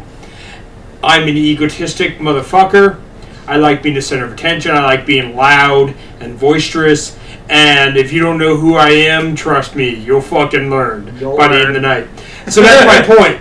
There are people who stand up, and there are people who do a good job of handling all that background, out of scene type of logistics. Every good captain, every good leader needs somebody who's handling all of that shit. In Hobo Junction, I have those people. I can be the head of Hobo Junction, and I have some great people who help me run it. But they don't ever take credit. They don't ever want the recognition. They don't ever want to be seen. They just want to exist and have a good time. That's fine. If that's who you are, that's fine. I have a big enough ego and a big enough fun and a big enough draw the attention to me. Same thing with Captain Emery. Same thing with like Captain Stranded. We have a big enough, like, everybody focus on us. while this other guy does his thing because he doesn't want to be seen. And what I get from that is some people want to be forefront. Yeah. They want to be seen, they want to be known, they want to have a name.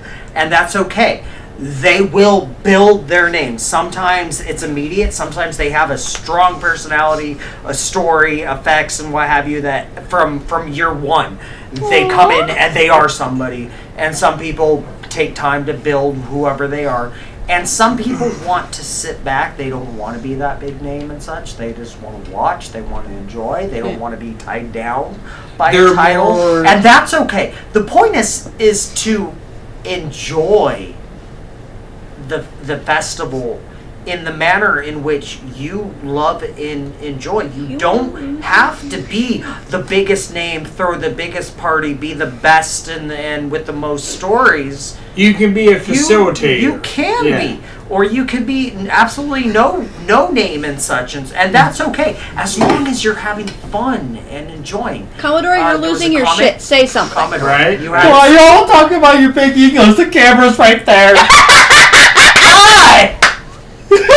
While y'all looking right here, yeah, talk to your people right there. I love you, bitches. Go ahead. So, I'm a big deal right here. Yeah, what's going on? And, you're right over here. I told him at the beginning. Michael he posted. Oh, I see it. I see the big. We got a paragraph, so hold on. We got a paragraph from the Med Man himself. The Med Man. The Med Man. Yes, we love you. My first wasteland, I came with 3 bottles of water and some powder bars. Plan on sleeping in my car because I just want to volunteer and see what it's all about. Yeah, he started out at the bottom, is what he's saying, and he worked his way. And in the end, and he's good at what he does. And at the end of the day, I had all the food I could eat, a wasteland name, and a family that has stuck by me since 15, which was also my first year. Aww. That hits a chord in the sense that why do people spend so much time, energy, money just to build these items, these stories, because in the end what you're building is a community, is a family. And I will say at the same time, like the medical group at Wasteland, I can't necessarily speak from you saving me, but there are so many people that you have saved and helped and made their weekend better, and in some cases you helped them to survive their fucking weekend.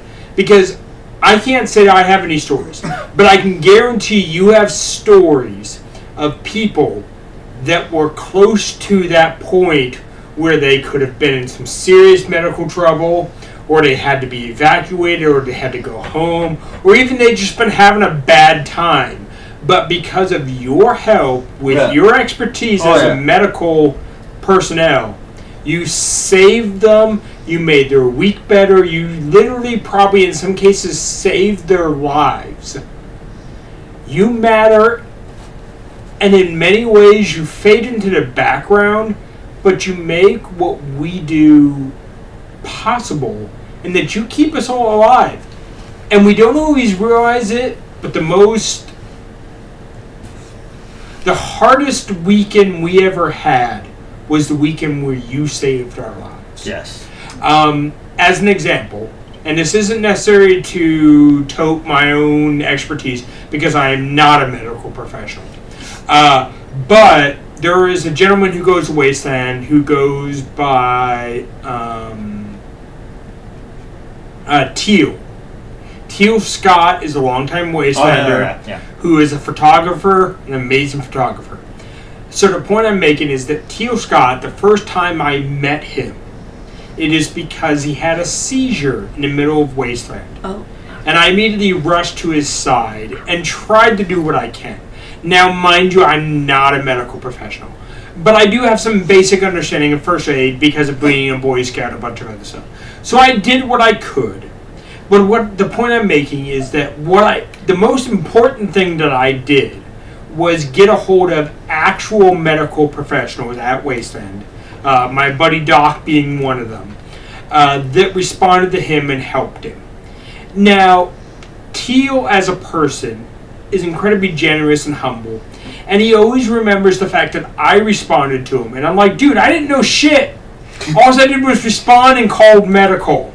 And he's still like, dude, you saved my life because I was having a seizure, and I collapsed, and I fell on the ground, and I smashed my face, and I broke my nose, and like all this other stuff, and like you were there to save me. And I'm like, well, I was there to call the medical people who saved you. So my point is that even if you know nothing, if you at least know enough to call the professionals will help, and they will take care of the rest of it. So, medical, I owe you guys a debt of gratitude. Many people owe you guys their safety, their health, their life. For me personally, sometimes I need medical because just because I went too hard the previous night. But there are actual people who have genuine medical conditions that you guys help them from and save them from.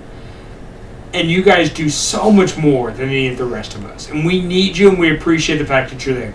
And so even if you're not a giant name and a superstar of the Wasteland, you have looked out and saved more of us than you ever credit for. And Danny, I see your hand up. We'll get to Jessica to expand on that. Medical. Goddamn bless you. Yeah. Thank you. Yes. Whatever the fucking issue is, you are the ones who ultimately get us through the weekend. Whether we drunk too goddamn fucking much because our ego said we could take one goddamn more shot when we couldn't. Which I'll never be in that position. But people are! I've been in that position. You are the ones that literally save lives sometimes. Yes. And never let yourselves doubt the role that you play. We at fairs and what have you, we get stupid. We have egos. We want to push it a little further than the last guy that pushed it. And you are the ones that sit back and go, oh, you pushed that a little too hard, but I got you. Yeah, exactly. You got our backs, and we appreciate that, for sure. We really do appreciate medical so much. Now, as we can continue how you got your spyglass. Spyglass. We have Michael Sent himself commenting what you guys have been saying. I'm lucky enough to have an awesome crew who can care enough to give to the entire weekend to help the fam. I do my part, but it's a team effort. Giving me tears, guys, it's appreciated. Oh, thank you. I will say, as a captain, I am nothing without my crew. My crew might be small. At the moment, my official Tortuga crew is me and my first mate.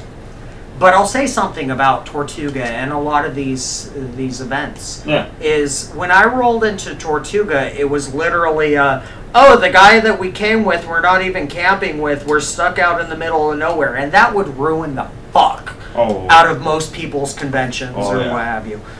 For us, it was like okay, this is just where we are. This is what we have to deal with. I'm captain. He said, cool. Yeah. Because I don't want to be a fucking captain. Yeah. I want to be in the background. I don't want to have that responsibility. I'm like, cool, because I can take that.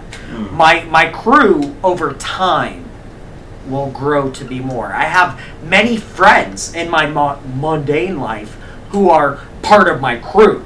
Every friend, every person who is in my life is part of my crew. They're just not part of my official Tortuga crew. That crew you can grow. be my captain anytime. And I will be. So when it comes down to it, it's, a lot of people come in and they worry about building these names and such. And don't worry about it. Go and have fun. These things will build. My first mate said, I don't want to be captain. So I was captain.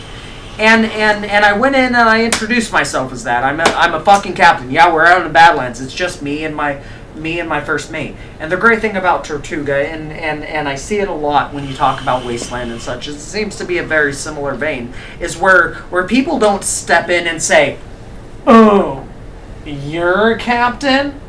Well, where's your ship? How many people do you have on your crew?" No, fuck your shit. I'm a fucking captain. Me and my first mate, I guarantee we had a goddamn better weekend than your fucking stuck-up ass ever did. Don't worry about that fucking shit. Go have fun. Yeah. Be who you're going to be. Yeah. I agree. Have fun, whether it's a persona or an extension of yourself. The whole fucking point is to go have fun, and don't let anybody tell you who you are. You get to decide who you are. And I'm a goddamn fucking captain. I might be in the Badlands with one fucking first mate and no other crew, but over time I'm gonna build a crew. I'm gonna have a crew. We're gonna unite the Badlands. I'm giving a couple fucking spoilers there. Don't worry about the big bad name, because you will build that, you will get that. And I've done that in other conventions and other festivals and such. And I bring that experience toward Tortuga, and I met so many beautiful people, dozens of friends that first year. Oh yeah. Sometimes you go and you don't meet anybody though. Yeah. Sometimes you go, you meet one person, and that's okay. Don't worry about it. Keep going. Put yourself out there. Enjoy, and people will connect to whoever the fuck you are. There are people who I met that weekend that are completely different. They're never going to be part of my crew. They're never going to be somebody that I talk to outside of that convention. But at the convention, oh my god, at that festival, well, yeah, I they agree. are fucking awesome. There are people at any event that you go to, whether it be a convention, anime, Comic-Con, whatever.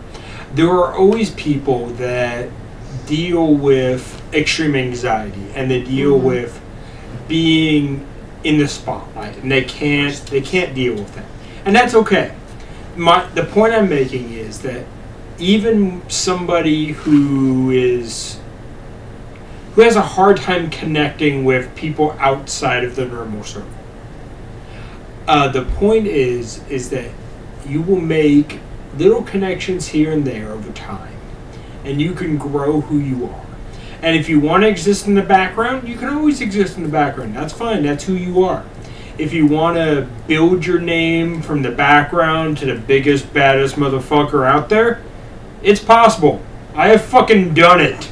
Sometimes it takes time. Sometimes you're lucky and it happens fast. But when it happens fast, it's because you're lucky. I have been on that roller coaster where in 2011, my first year at Wasteland, I was already important. I was already on the main stage. I was already running a stage show. I was already hosting events. I came in fucking baller. Oh, yeah. By 2013, I was a fucking nobody. 2 years later, I was a fucking nobody. Because my camp that I came in with had fallen apart. And then I decided that I was going to start my own camp. Now, from 2013 until now, it has taken a shit ton of work on my part and some backup from some of my tribe mates who are like, hey, if you want to be the center of attention, we'll back that up. Because not everybody wants to be the center of attention. Yeah. And that's okay. I'm okay with being the center of attention. I can hold a crowd, I can hold a conversation, I can draw people, I can talk loud, I can be an asshole, I can be a dick, I can draw your attention, I can be that weird, loud, drunk guy. I'm okay with being all of those things. Not everybody wants to be those things, and that's okay. The point is that you find your place, you find your niche, you find where you fit in, and you embrace that and enjoy that. And also on that, enjoy the game. Because I'll sit here and I'll talk shit being in the Badlands. I'll talk shit about all the pirates up on the hill who've forgotten what it means to be pirates, and they're just aristocrats now with all the rules and what have you.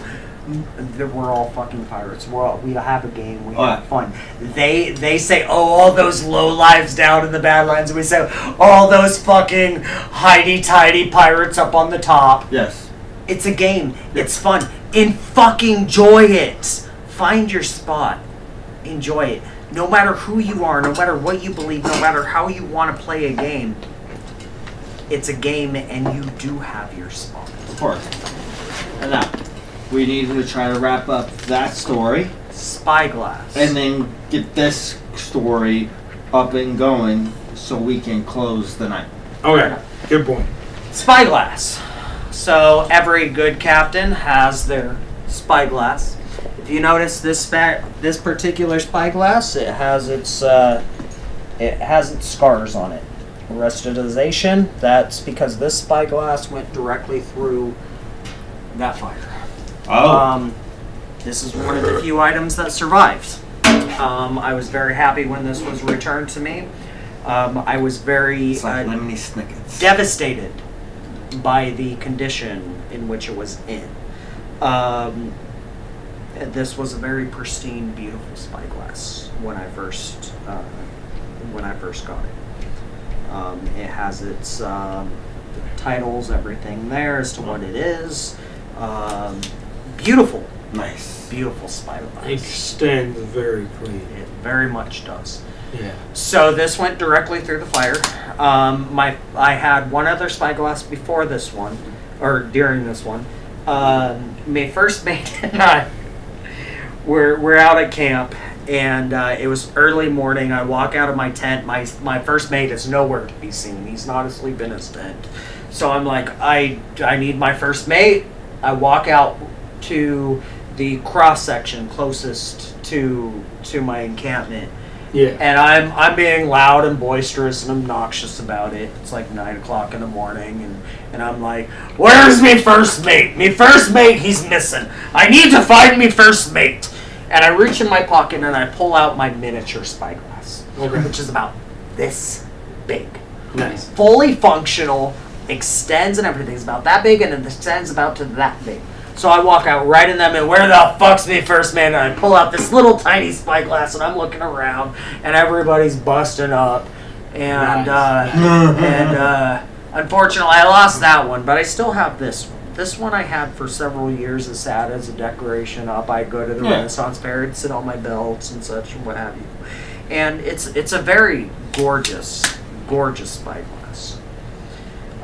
When it went through the fire, obviously I thought I had lost it. So when it was returned to me, I was very, very pleased and also depressed and saddened by the condition of it. It didn't work. I was worried that all of the lenses were warped and melted and what have you. I had a very particularly good Halloween, which included many hours of watching the sunrise and what have you. Good conversations with my housemates and what have you. And yeah, the Halloween was it's a beautiful Halloween. I'll Really get into good. that story some other time. But at the end of that Halloween, it's like 7-8 o'clock in the morning, and I walk into my room and I see my old spyglass. And I'm like, I can't, I could just hang that on my belt as a decoration or what have you, but I decided, you know what, this is an important item. Yeah. Every good captain should have a good spyglass. Of course. This spyglass was not working. I'm like, I could get a new spyglass. I could hang it on my belt as just a decoration, what have you. And I decided to open it up because it does open up and such, and so I can get to all of the lenses and what have you. So I took every lens out and I polished them up. I cleaned them up. I gave them some love and care and reset them all. I was very happy to find that they hadn't actually melted. And I set them all back in. This spyglass, right now, works twice as well as it did Oh, wow. before the fire. Holy shit. Because I gave it the time and love and didn't just give up on it or think of it just as a trinket or what have you. Yeah. And this to me is a very important lesson. When you give something time and love, no matter how ugly, messed up, fucked up something becomes. This includes people and what have you in your life. If you give something love and care, and it's something that's worth giving love and care to, it will turn out better than it was. This is a spyglass this became much more than a spyglass to me. It became a lesson. Oh yeah. You give time and love and care to the things in life that you care about, and it will have a return. And this is every good Captain Spyglass should have a story. This one story is that it went directly through a goddamn fire. Fucking story. This has a goddamn story to it. This. The last thing we're gonna talk about. The last thing. Yeah. Yep. So what I'm going to request is, because there's so many stories that we did not get to tonight that I have, more first years and other festivals and what have you. We can always have you back. An extension, a part 2. Yes. Right. A part 2. Right. So part 2. Worlds Collide, part 2. Yes. So for tonight, the last story, this little box, it's a shell box. I love shells, anything nautical, anything ocean, and what have you. The box itself was just it was a Goodwill find, which reminds me to mention, don't worry about all the effects and what have you, going to your first fair and such, and dressing in just that little shirt that you found or what have you. Don't worry about that. It all builds. The jacket was a gift from Vampire Ball that I'll get to you that I'll tell later. Half of the things I wear are fucking Goodwill finds or gifts or what have you. These things will come into your life over time, and you'll have your stories. Don't worry about that. Stop trying to force it. And if I can interject here, things you find at Goodwill or secondhand stores, they have stories that you don't even know. Don't even goddamn know. And you then will you build add, your own on. Yeah, that's what I'm saying. You will add your own stories to them. So this is, I would imagine, is a similar thing. It has a story before Captain Emery found it, but now it has the story that he has added onto it. And I turned it into my own story. Yeah. So in this box is something relatively simple. Actually, something that I believe you both know about. Okay. Some of our audience knows, some of it them don't. In this box, I filled it with and we're gonna have to pick all those up. We're raining marbles. Marbles. You're losing your marbles. I'm losing my marbles. That assumes he had them in the first place. This is true. So my box is obviously full with marbles. I love marbles. I love marbles too. Fill me in. Look. You don't know about my marbles. You Fucking are on the Toodles. right. Toodles! Toodles lost his marbles! Yeah, he lost his marbles. He lost Calm his down, fucking Toodles. He lost his happy thoughts. Yes. 100% on the right vein. So, 35th birthday. You may have been there. I'm sure I was. My apartment over in Citrus Heights. Oh, I was there. So, I was there. it was a Peter Pan themed party. Yes. Go figure. Yes. Of course. Yes. So, Fucking Captain Hook over here. Peter Pan has been a very important theme throughout my life. I've had various friends attach me to Peter Pan, the refusal to grow up. Yep. Tomorrow. Boys, Neverland, also known as Tomorrow. I've had apartments known as Neverland and what have you. So Alice in Wonderland, important theme. Neverland. You can have more than one important theme in your life. Absolutely. But Peter Pan. I'm a big fan of Peter Pan and Hook and all that, for sure. Peter Pan has definitely been a big one. Throughout my life, I've identified as a Pan. Go figure, Pan grew up to be a fucking pirate. It happens. You don't say. So marbles became a very important thing to me about 4 or 5 years ago when I had a Peter Pan themed party. Do you remember? Nice. Were you at that party? I was there. So my Peter Pan themed party, I decided, I've had many people attach me to that. I love this story. It's very dear to me. And so I'm having a Peter Pan themed party. And I went online, I got a traditional Peter Pan outfit and what have you. Somewhere there's still a picture of me standing on my coffee table dressed as Peter Pan.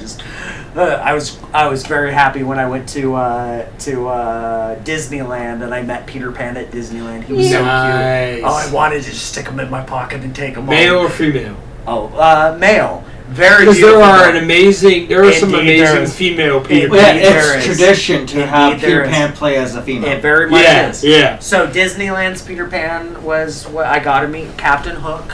But meeting Peter Pan dressed in all my goth and such. He's like, God. "Oh, you're dressed as my shadow." I'm like, "I will take that." Yes. So at my I'll be your shadow. I'll shadow you. So at my Peter Pan themed birthday party, I had all my friends showing up as pirates, Indians, fairies, Lost lost Boys. boys, and what. Oh, hell Beautiful. yeah. I was a lost boy. Beautiful party. So Hook, being Peter Pan, obviously was a Tiger beautiful- Lily and all of her. Yeah, Oh. definitely. Oh. I had a box sitting by my door Yeah. that had a little note that said, "Happy thoughts, please take one." And so every friend who went through that party would take a happy thought home with them. Well, from Toodles, I lost my happy thoughts. Nice. So love that it. became a tradition. After that day, it became a tradition for me to take marbles and give them to friends and strangers and what have you. Anybody who helped to provide happy thoughts and what have you. Yes, I have one earmark. You do have You one. gave myself and Commodore each some one, of my yeah. friends have a couple few. Some of them have more. I have some strangers that have some. I have many stories that are attached to who I gave these marbles to. So my brand new beautiful Goodwill find shell box is currently filled with Happy thoughts. happy thoughts, Yes. which is a gift. You get more to add. You're not Ooh. limited to the number. You Ooh. both get to pick out whatever marble for tonight you I'll like. go with the Rebecca, you pure also white. get one, of course. I'll go with the pure white. This is my Pure first white. one. I love watching people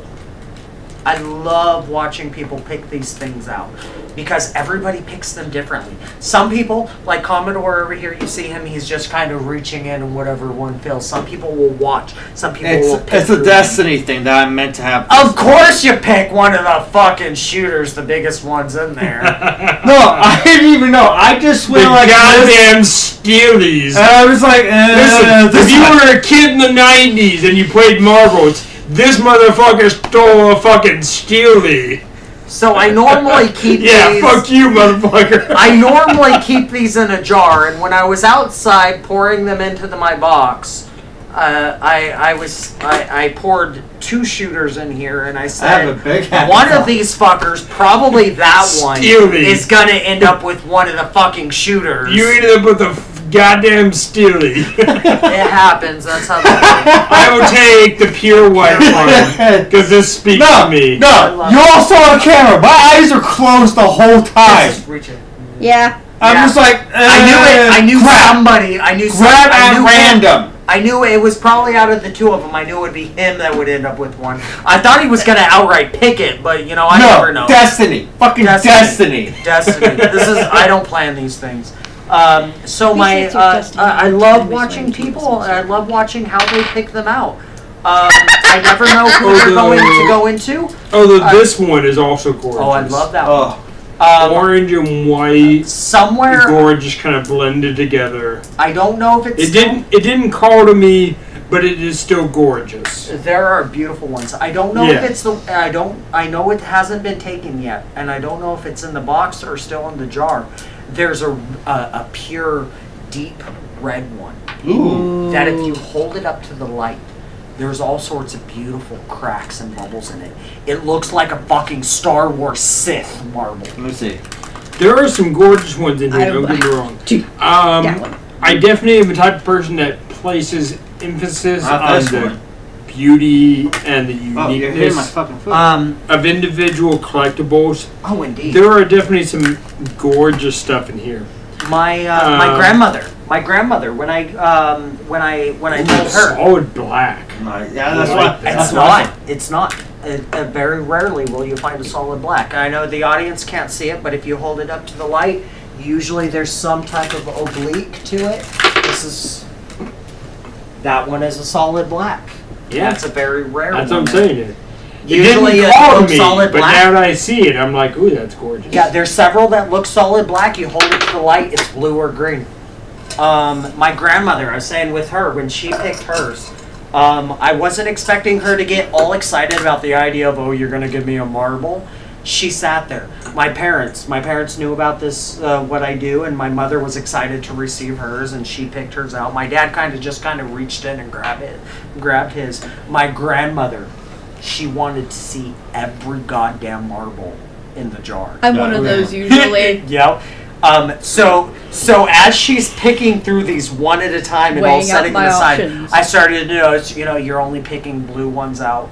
So, Grandma, you only want blue ones, right? Yeah, I'm going to get a blue one. So I'm sitting there with them and picking through them. I'm like, okay, Grandma, here's the blue ones. Here's the blue ones. We're holding them all up to light. Which in and of itself creates its own memory. It very much does. So these aren't just happy memories for the people who get them. They're happy memories to myself. They went to, a couple of them went to two little old ladies up in Disneyland when I went on It's a Small World. Heard a whole nother story, but we're at the end of stories.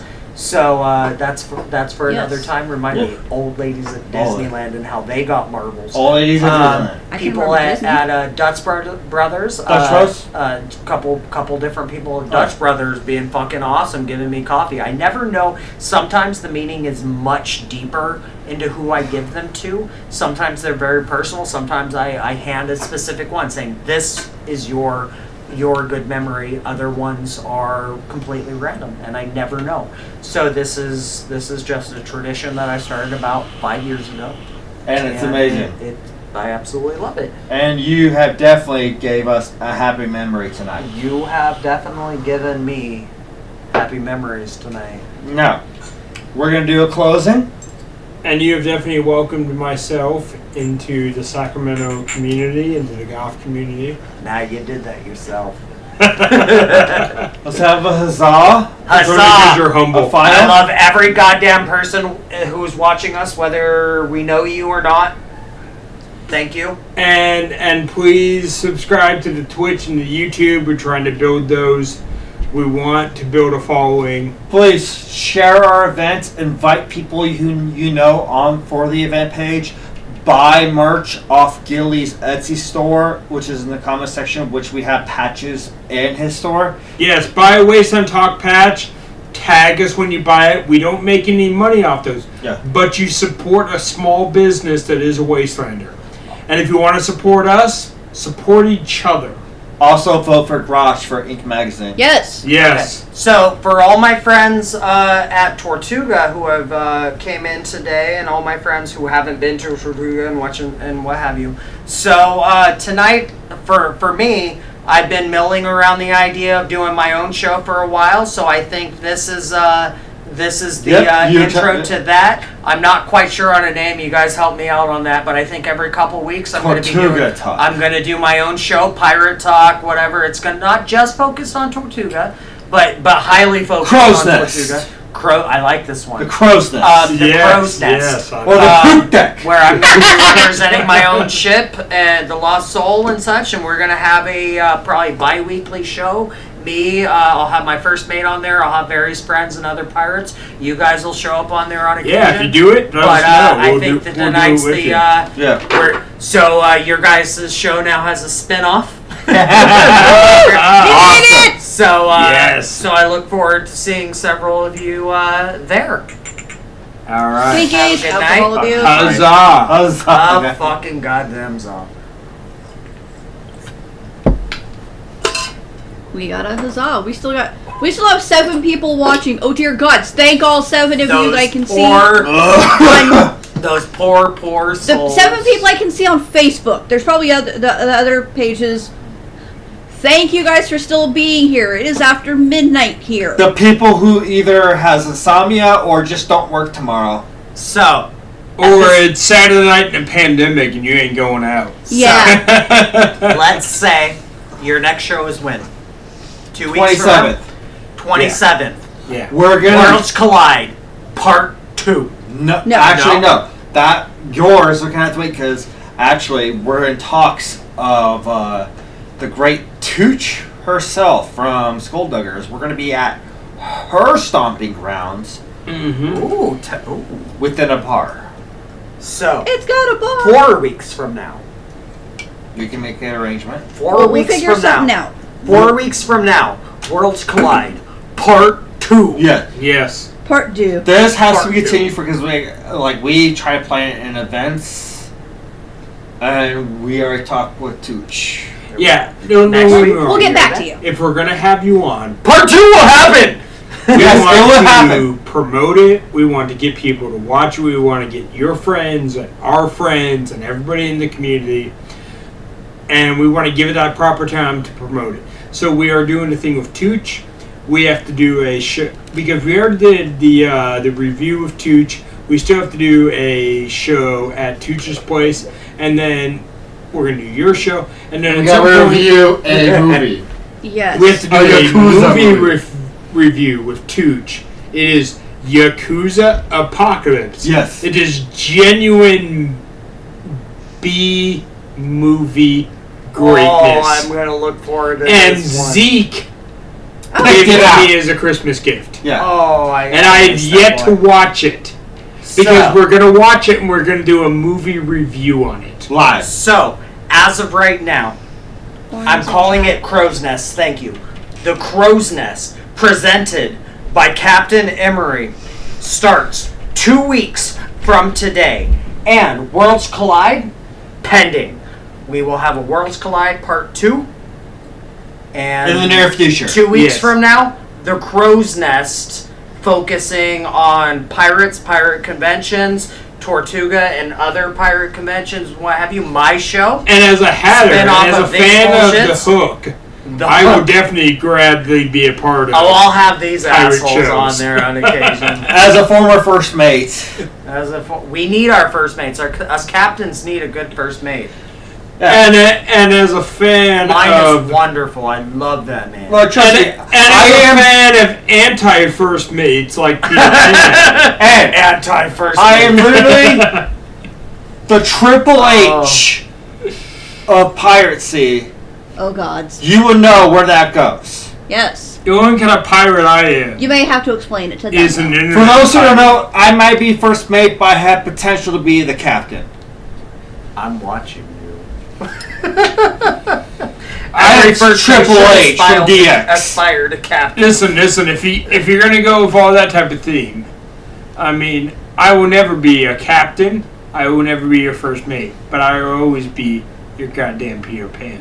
You're just gonna be that fucking God guy damn, under Hatter the- and Peter Pan too? No. God He's damn gonna be it. that motherfucker You that's can't tell under the your good fucking ones. deck, just eating your fucking shit while you don't know who the fuck's going We'll on. share I will Hatter. be We your- will share Hatter. You can't take Peter Pan to me. So you- I got the fucking marbles. They'll just I will be flame your rats. goddamn he's a stowaway. trash You panda. can be this. I will be your stowaway eating You're your gonna be goddamn the food. fucking trash panda Yes!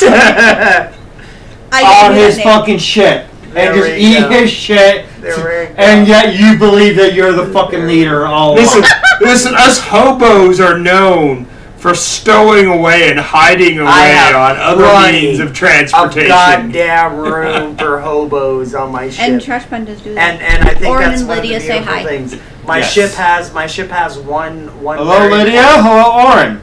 I got me earrings. Oh, Lydia, Orion, hello! I miss you guys. Yes. So I was gonna say my ship has one primary thing, goal above everything else, and that is to allow every. Fun stuff.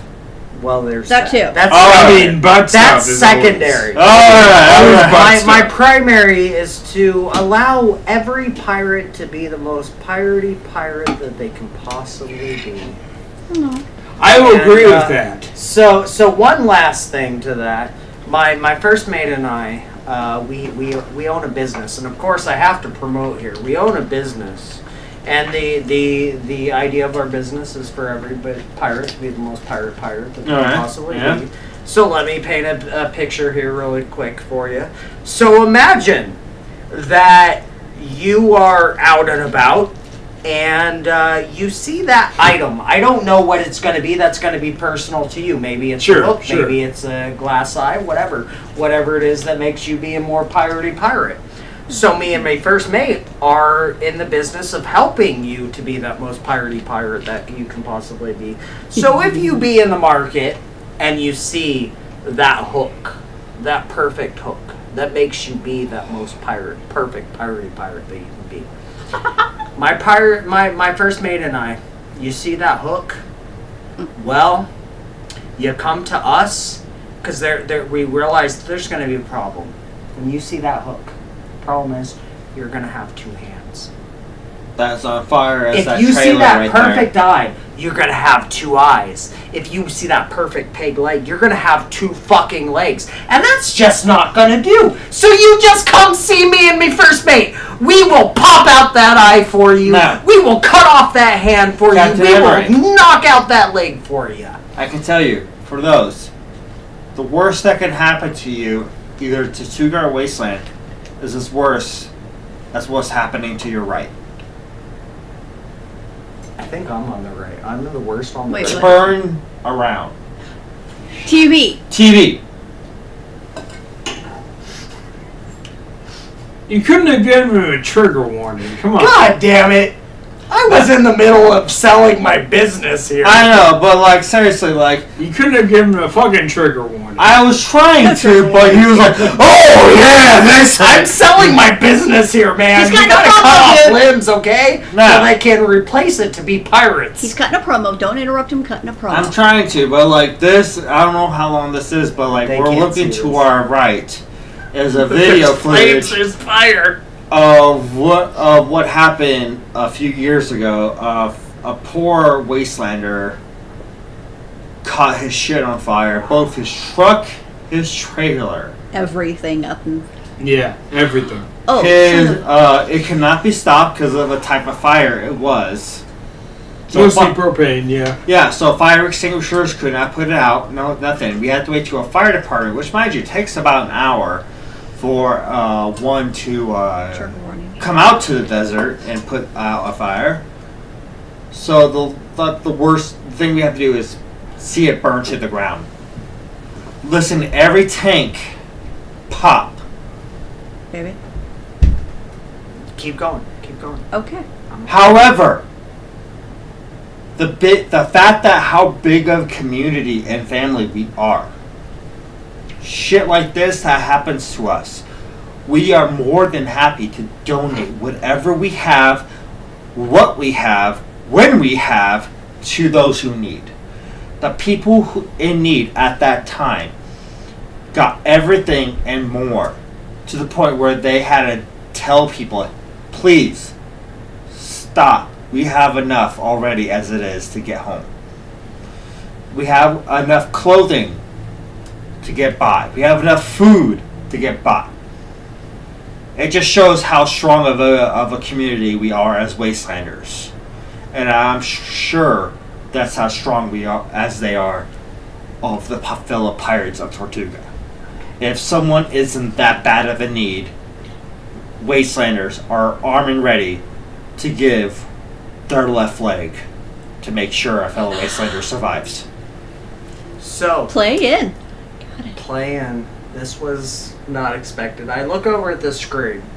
So on the TV, he's been playing quietly scenes from Wasteland. A disaster. Clubs that they've had, events that they've had, bands that they've had play there, and what have you. And I'm looking over at the screen, and I'm seeing flames, where a Wastelander had, through whatever mistake or what have you, burnt down Yes. their RV. I see RV Yeah, and a truck. their Yeah. truck, their what have you.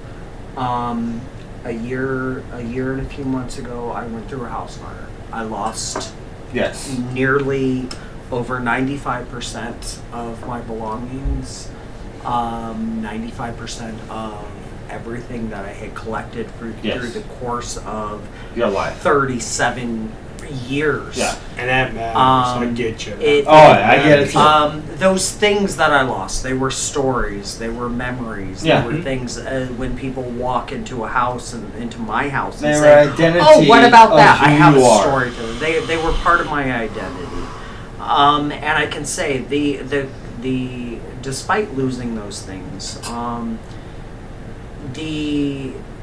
the community, even though I had only been there for 1 year, that was a community that showed love. Yeah. They showed compassion. They showed that, I didn't lose myself. No. Yeah. Never. I still have this community, despite all those little tiny spyglasses that I had, or You're stronger than ever. The old sword that I had with its beautiful ivory handle, or what have you.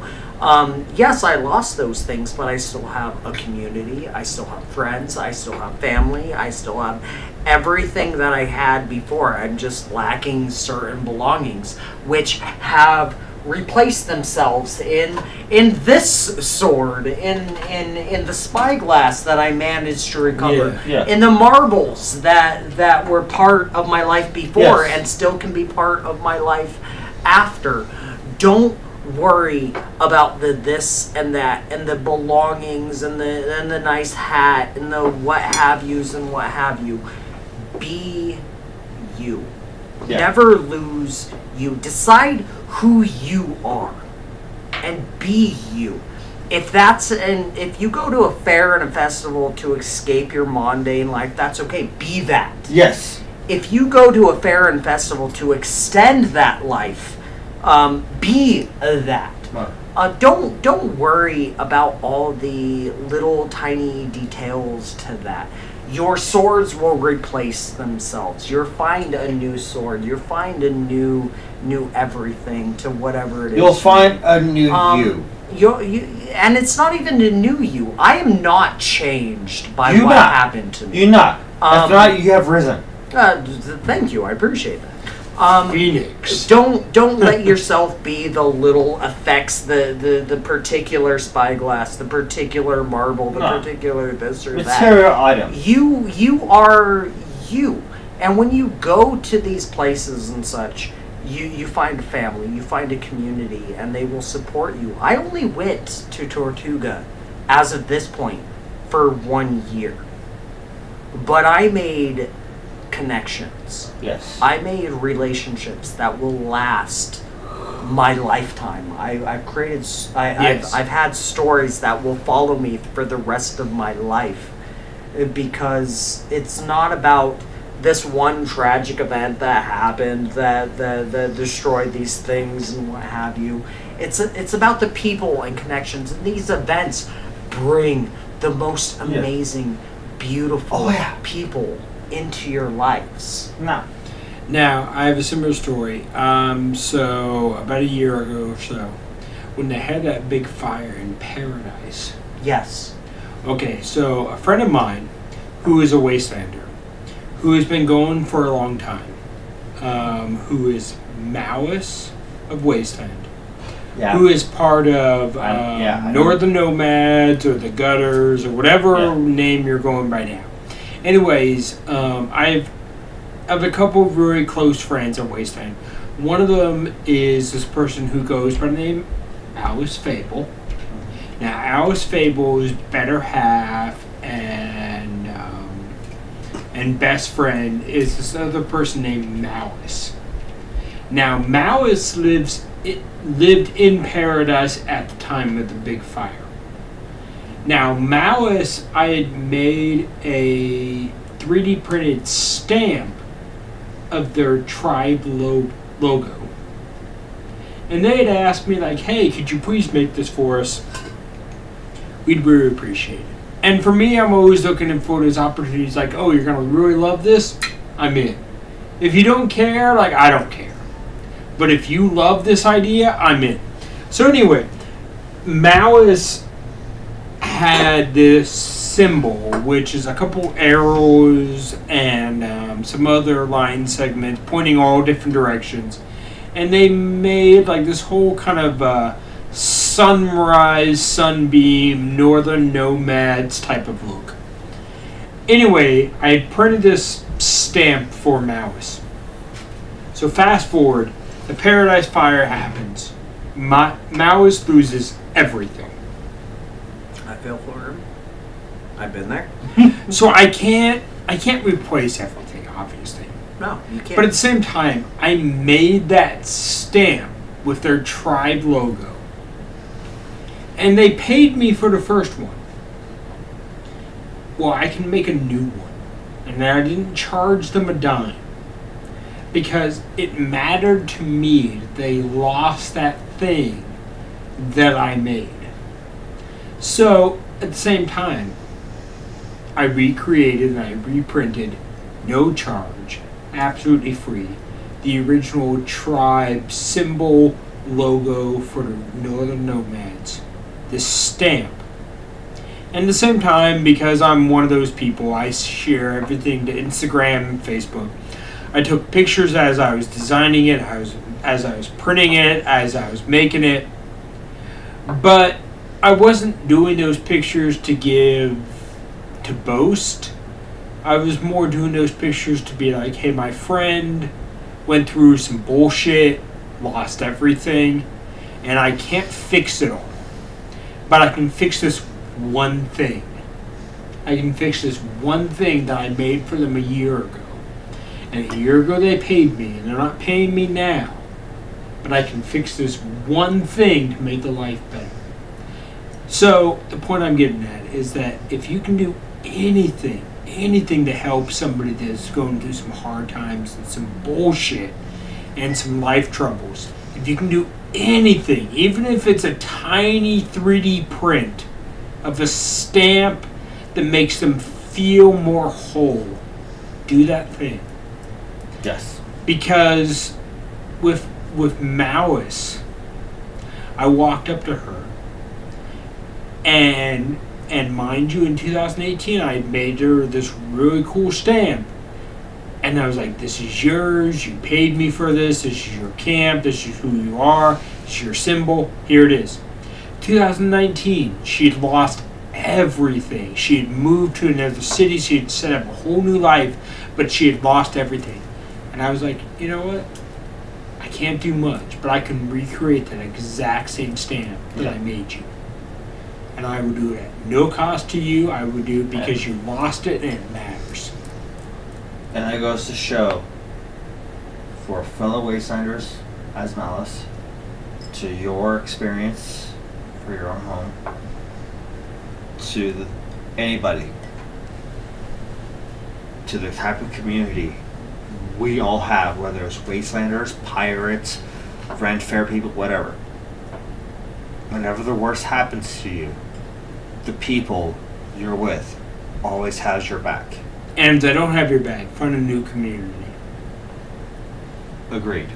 Yeah. Sorry, I had to throw that in. Oh, and by all means, yes. But, like, it just shows that, like, you're with the right people. If people are willing to do the extra length, more and some, to make sure you're staying on your feet. Like with you lost your home, but you have a new home. You had people who are willing to help you. The immediate ask to help build a scenery for a thing for your event, like the backyard. I was a part of that. Yeah, the Halloween party, all the other And it was get-togethers, yeah, and it was a great event. Like, you do that for people. You have such a great influence for the scenery of people and the people around you. And it's such as people who lost their camping, who lost their home. People, fellow Wastelanders, fellow pirates, they got each other's back. To whatever extent they can give to make them keep on walking on their own 2 feet. Yeah. So I think We have our last shot. we'll prepare that last shot. That's there. So as a final thought.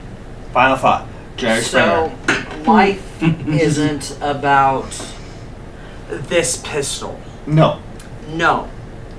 It's about the story behind this. Yes. It's not about that beautiful little shell box and the marbles inside of it. No.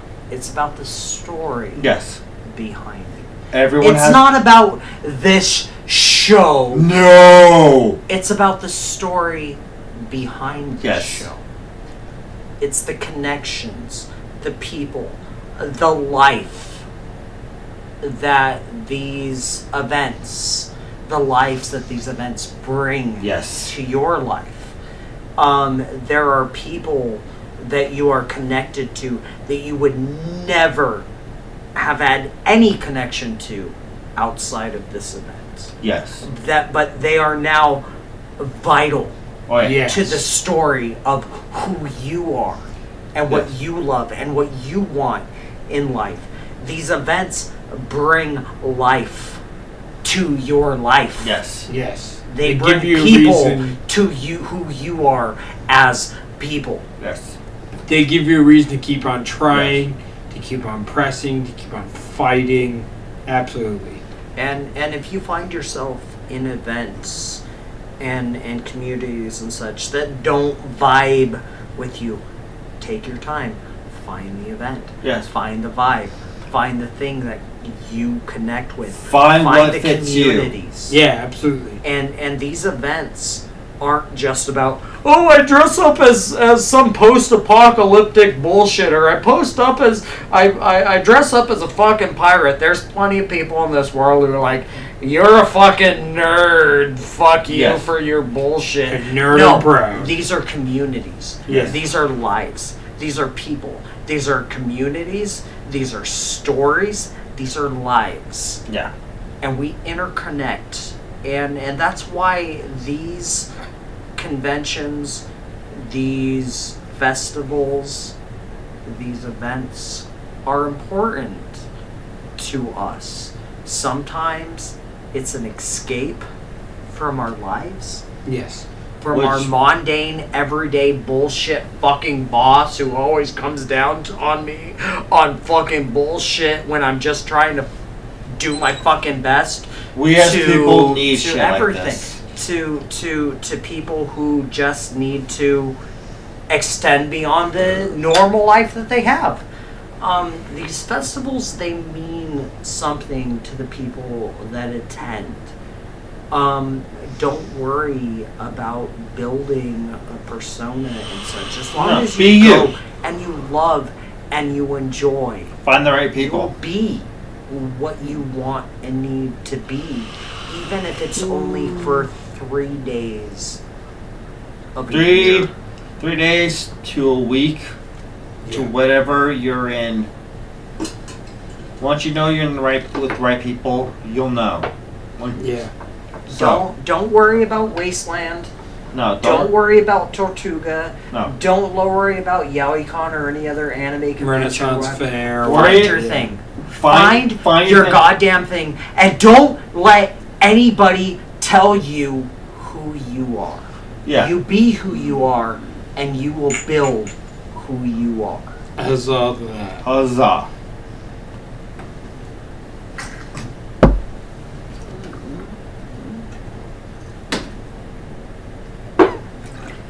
Part 2. Okay. Few 4 weeks or something. We'll figure Yeah. it out. Yes. You'll be back. Stay tuned. I'll be fucking back. Yeah. I got a billion fucking more stories. Oh yeah, whether he's back here or we're coming over to his crow's nest. We do this. Have a good night. Sleep night. well. Sleep well. For those who are in the club community, I'll see you later tonight Tomorrow. or in your house. Oh Yep. god, that's tonight. Huh? And a hearty fuck you to always. Fuck you! Fuck you. And a royal fuck you to Captain Emery. Whatever fucking convention, festival, fair, community, whatever the fuck you attach yourself to, be you. Love your community. Appreciate who you have around you. Yeah. Live life. You only have one. Don't waste it. Unless you're Whatever community you find, I don't care how nerdy, fucked up bullshit it is. If it makes you happy, We're all a bunch of you fucking find nerds love. right here. We're all a fucking nerd. Everyone I'm a geeks man out who over works at a something. fucking hotel and dresses up as a goddamn fucking pirate. But you I'm know a what? man who works in a warehouse and dresses up as a goddamn hobo. I work at fucking IKEA and I'm a yes man. But you know what? But you're a Commodore.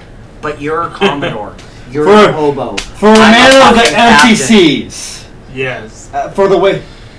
Hobo, Commodore. Commodore, Captain. Captain. Yep. Fuck everybody who says you're not what you are. Be you. Unapologetically. Unequivocally. Love what you love. And don't let anybody in this world tell you that you can't or that you have to do it a certain fucking way. You be you, and you appreciate you and the people and the connections and the communities, whatever they may be. Thank you. We'll see you all in a couple weeks, hopefully, as planned, at Tucha's place. Yes. And then a part 2 of this Worlds Collide. Buccaneer. Yes. Part 2. Yes. Part 2. Fuck you very much. Fuck you Fuck very you. much. And I'm going to bed. I'm going Yes. to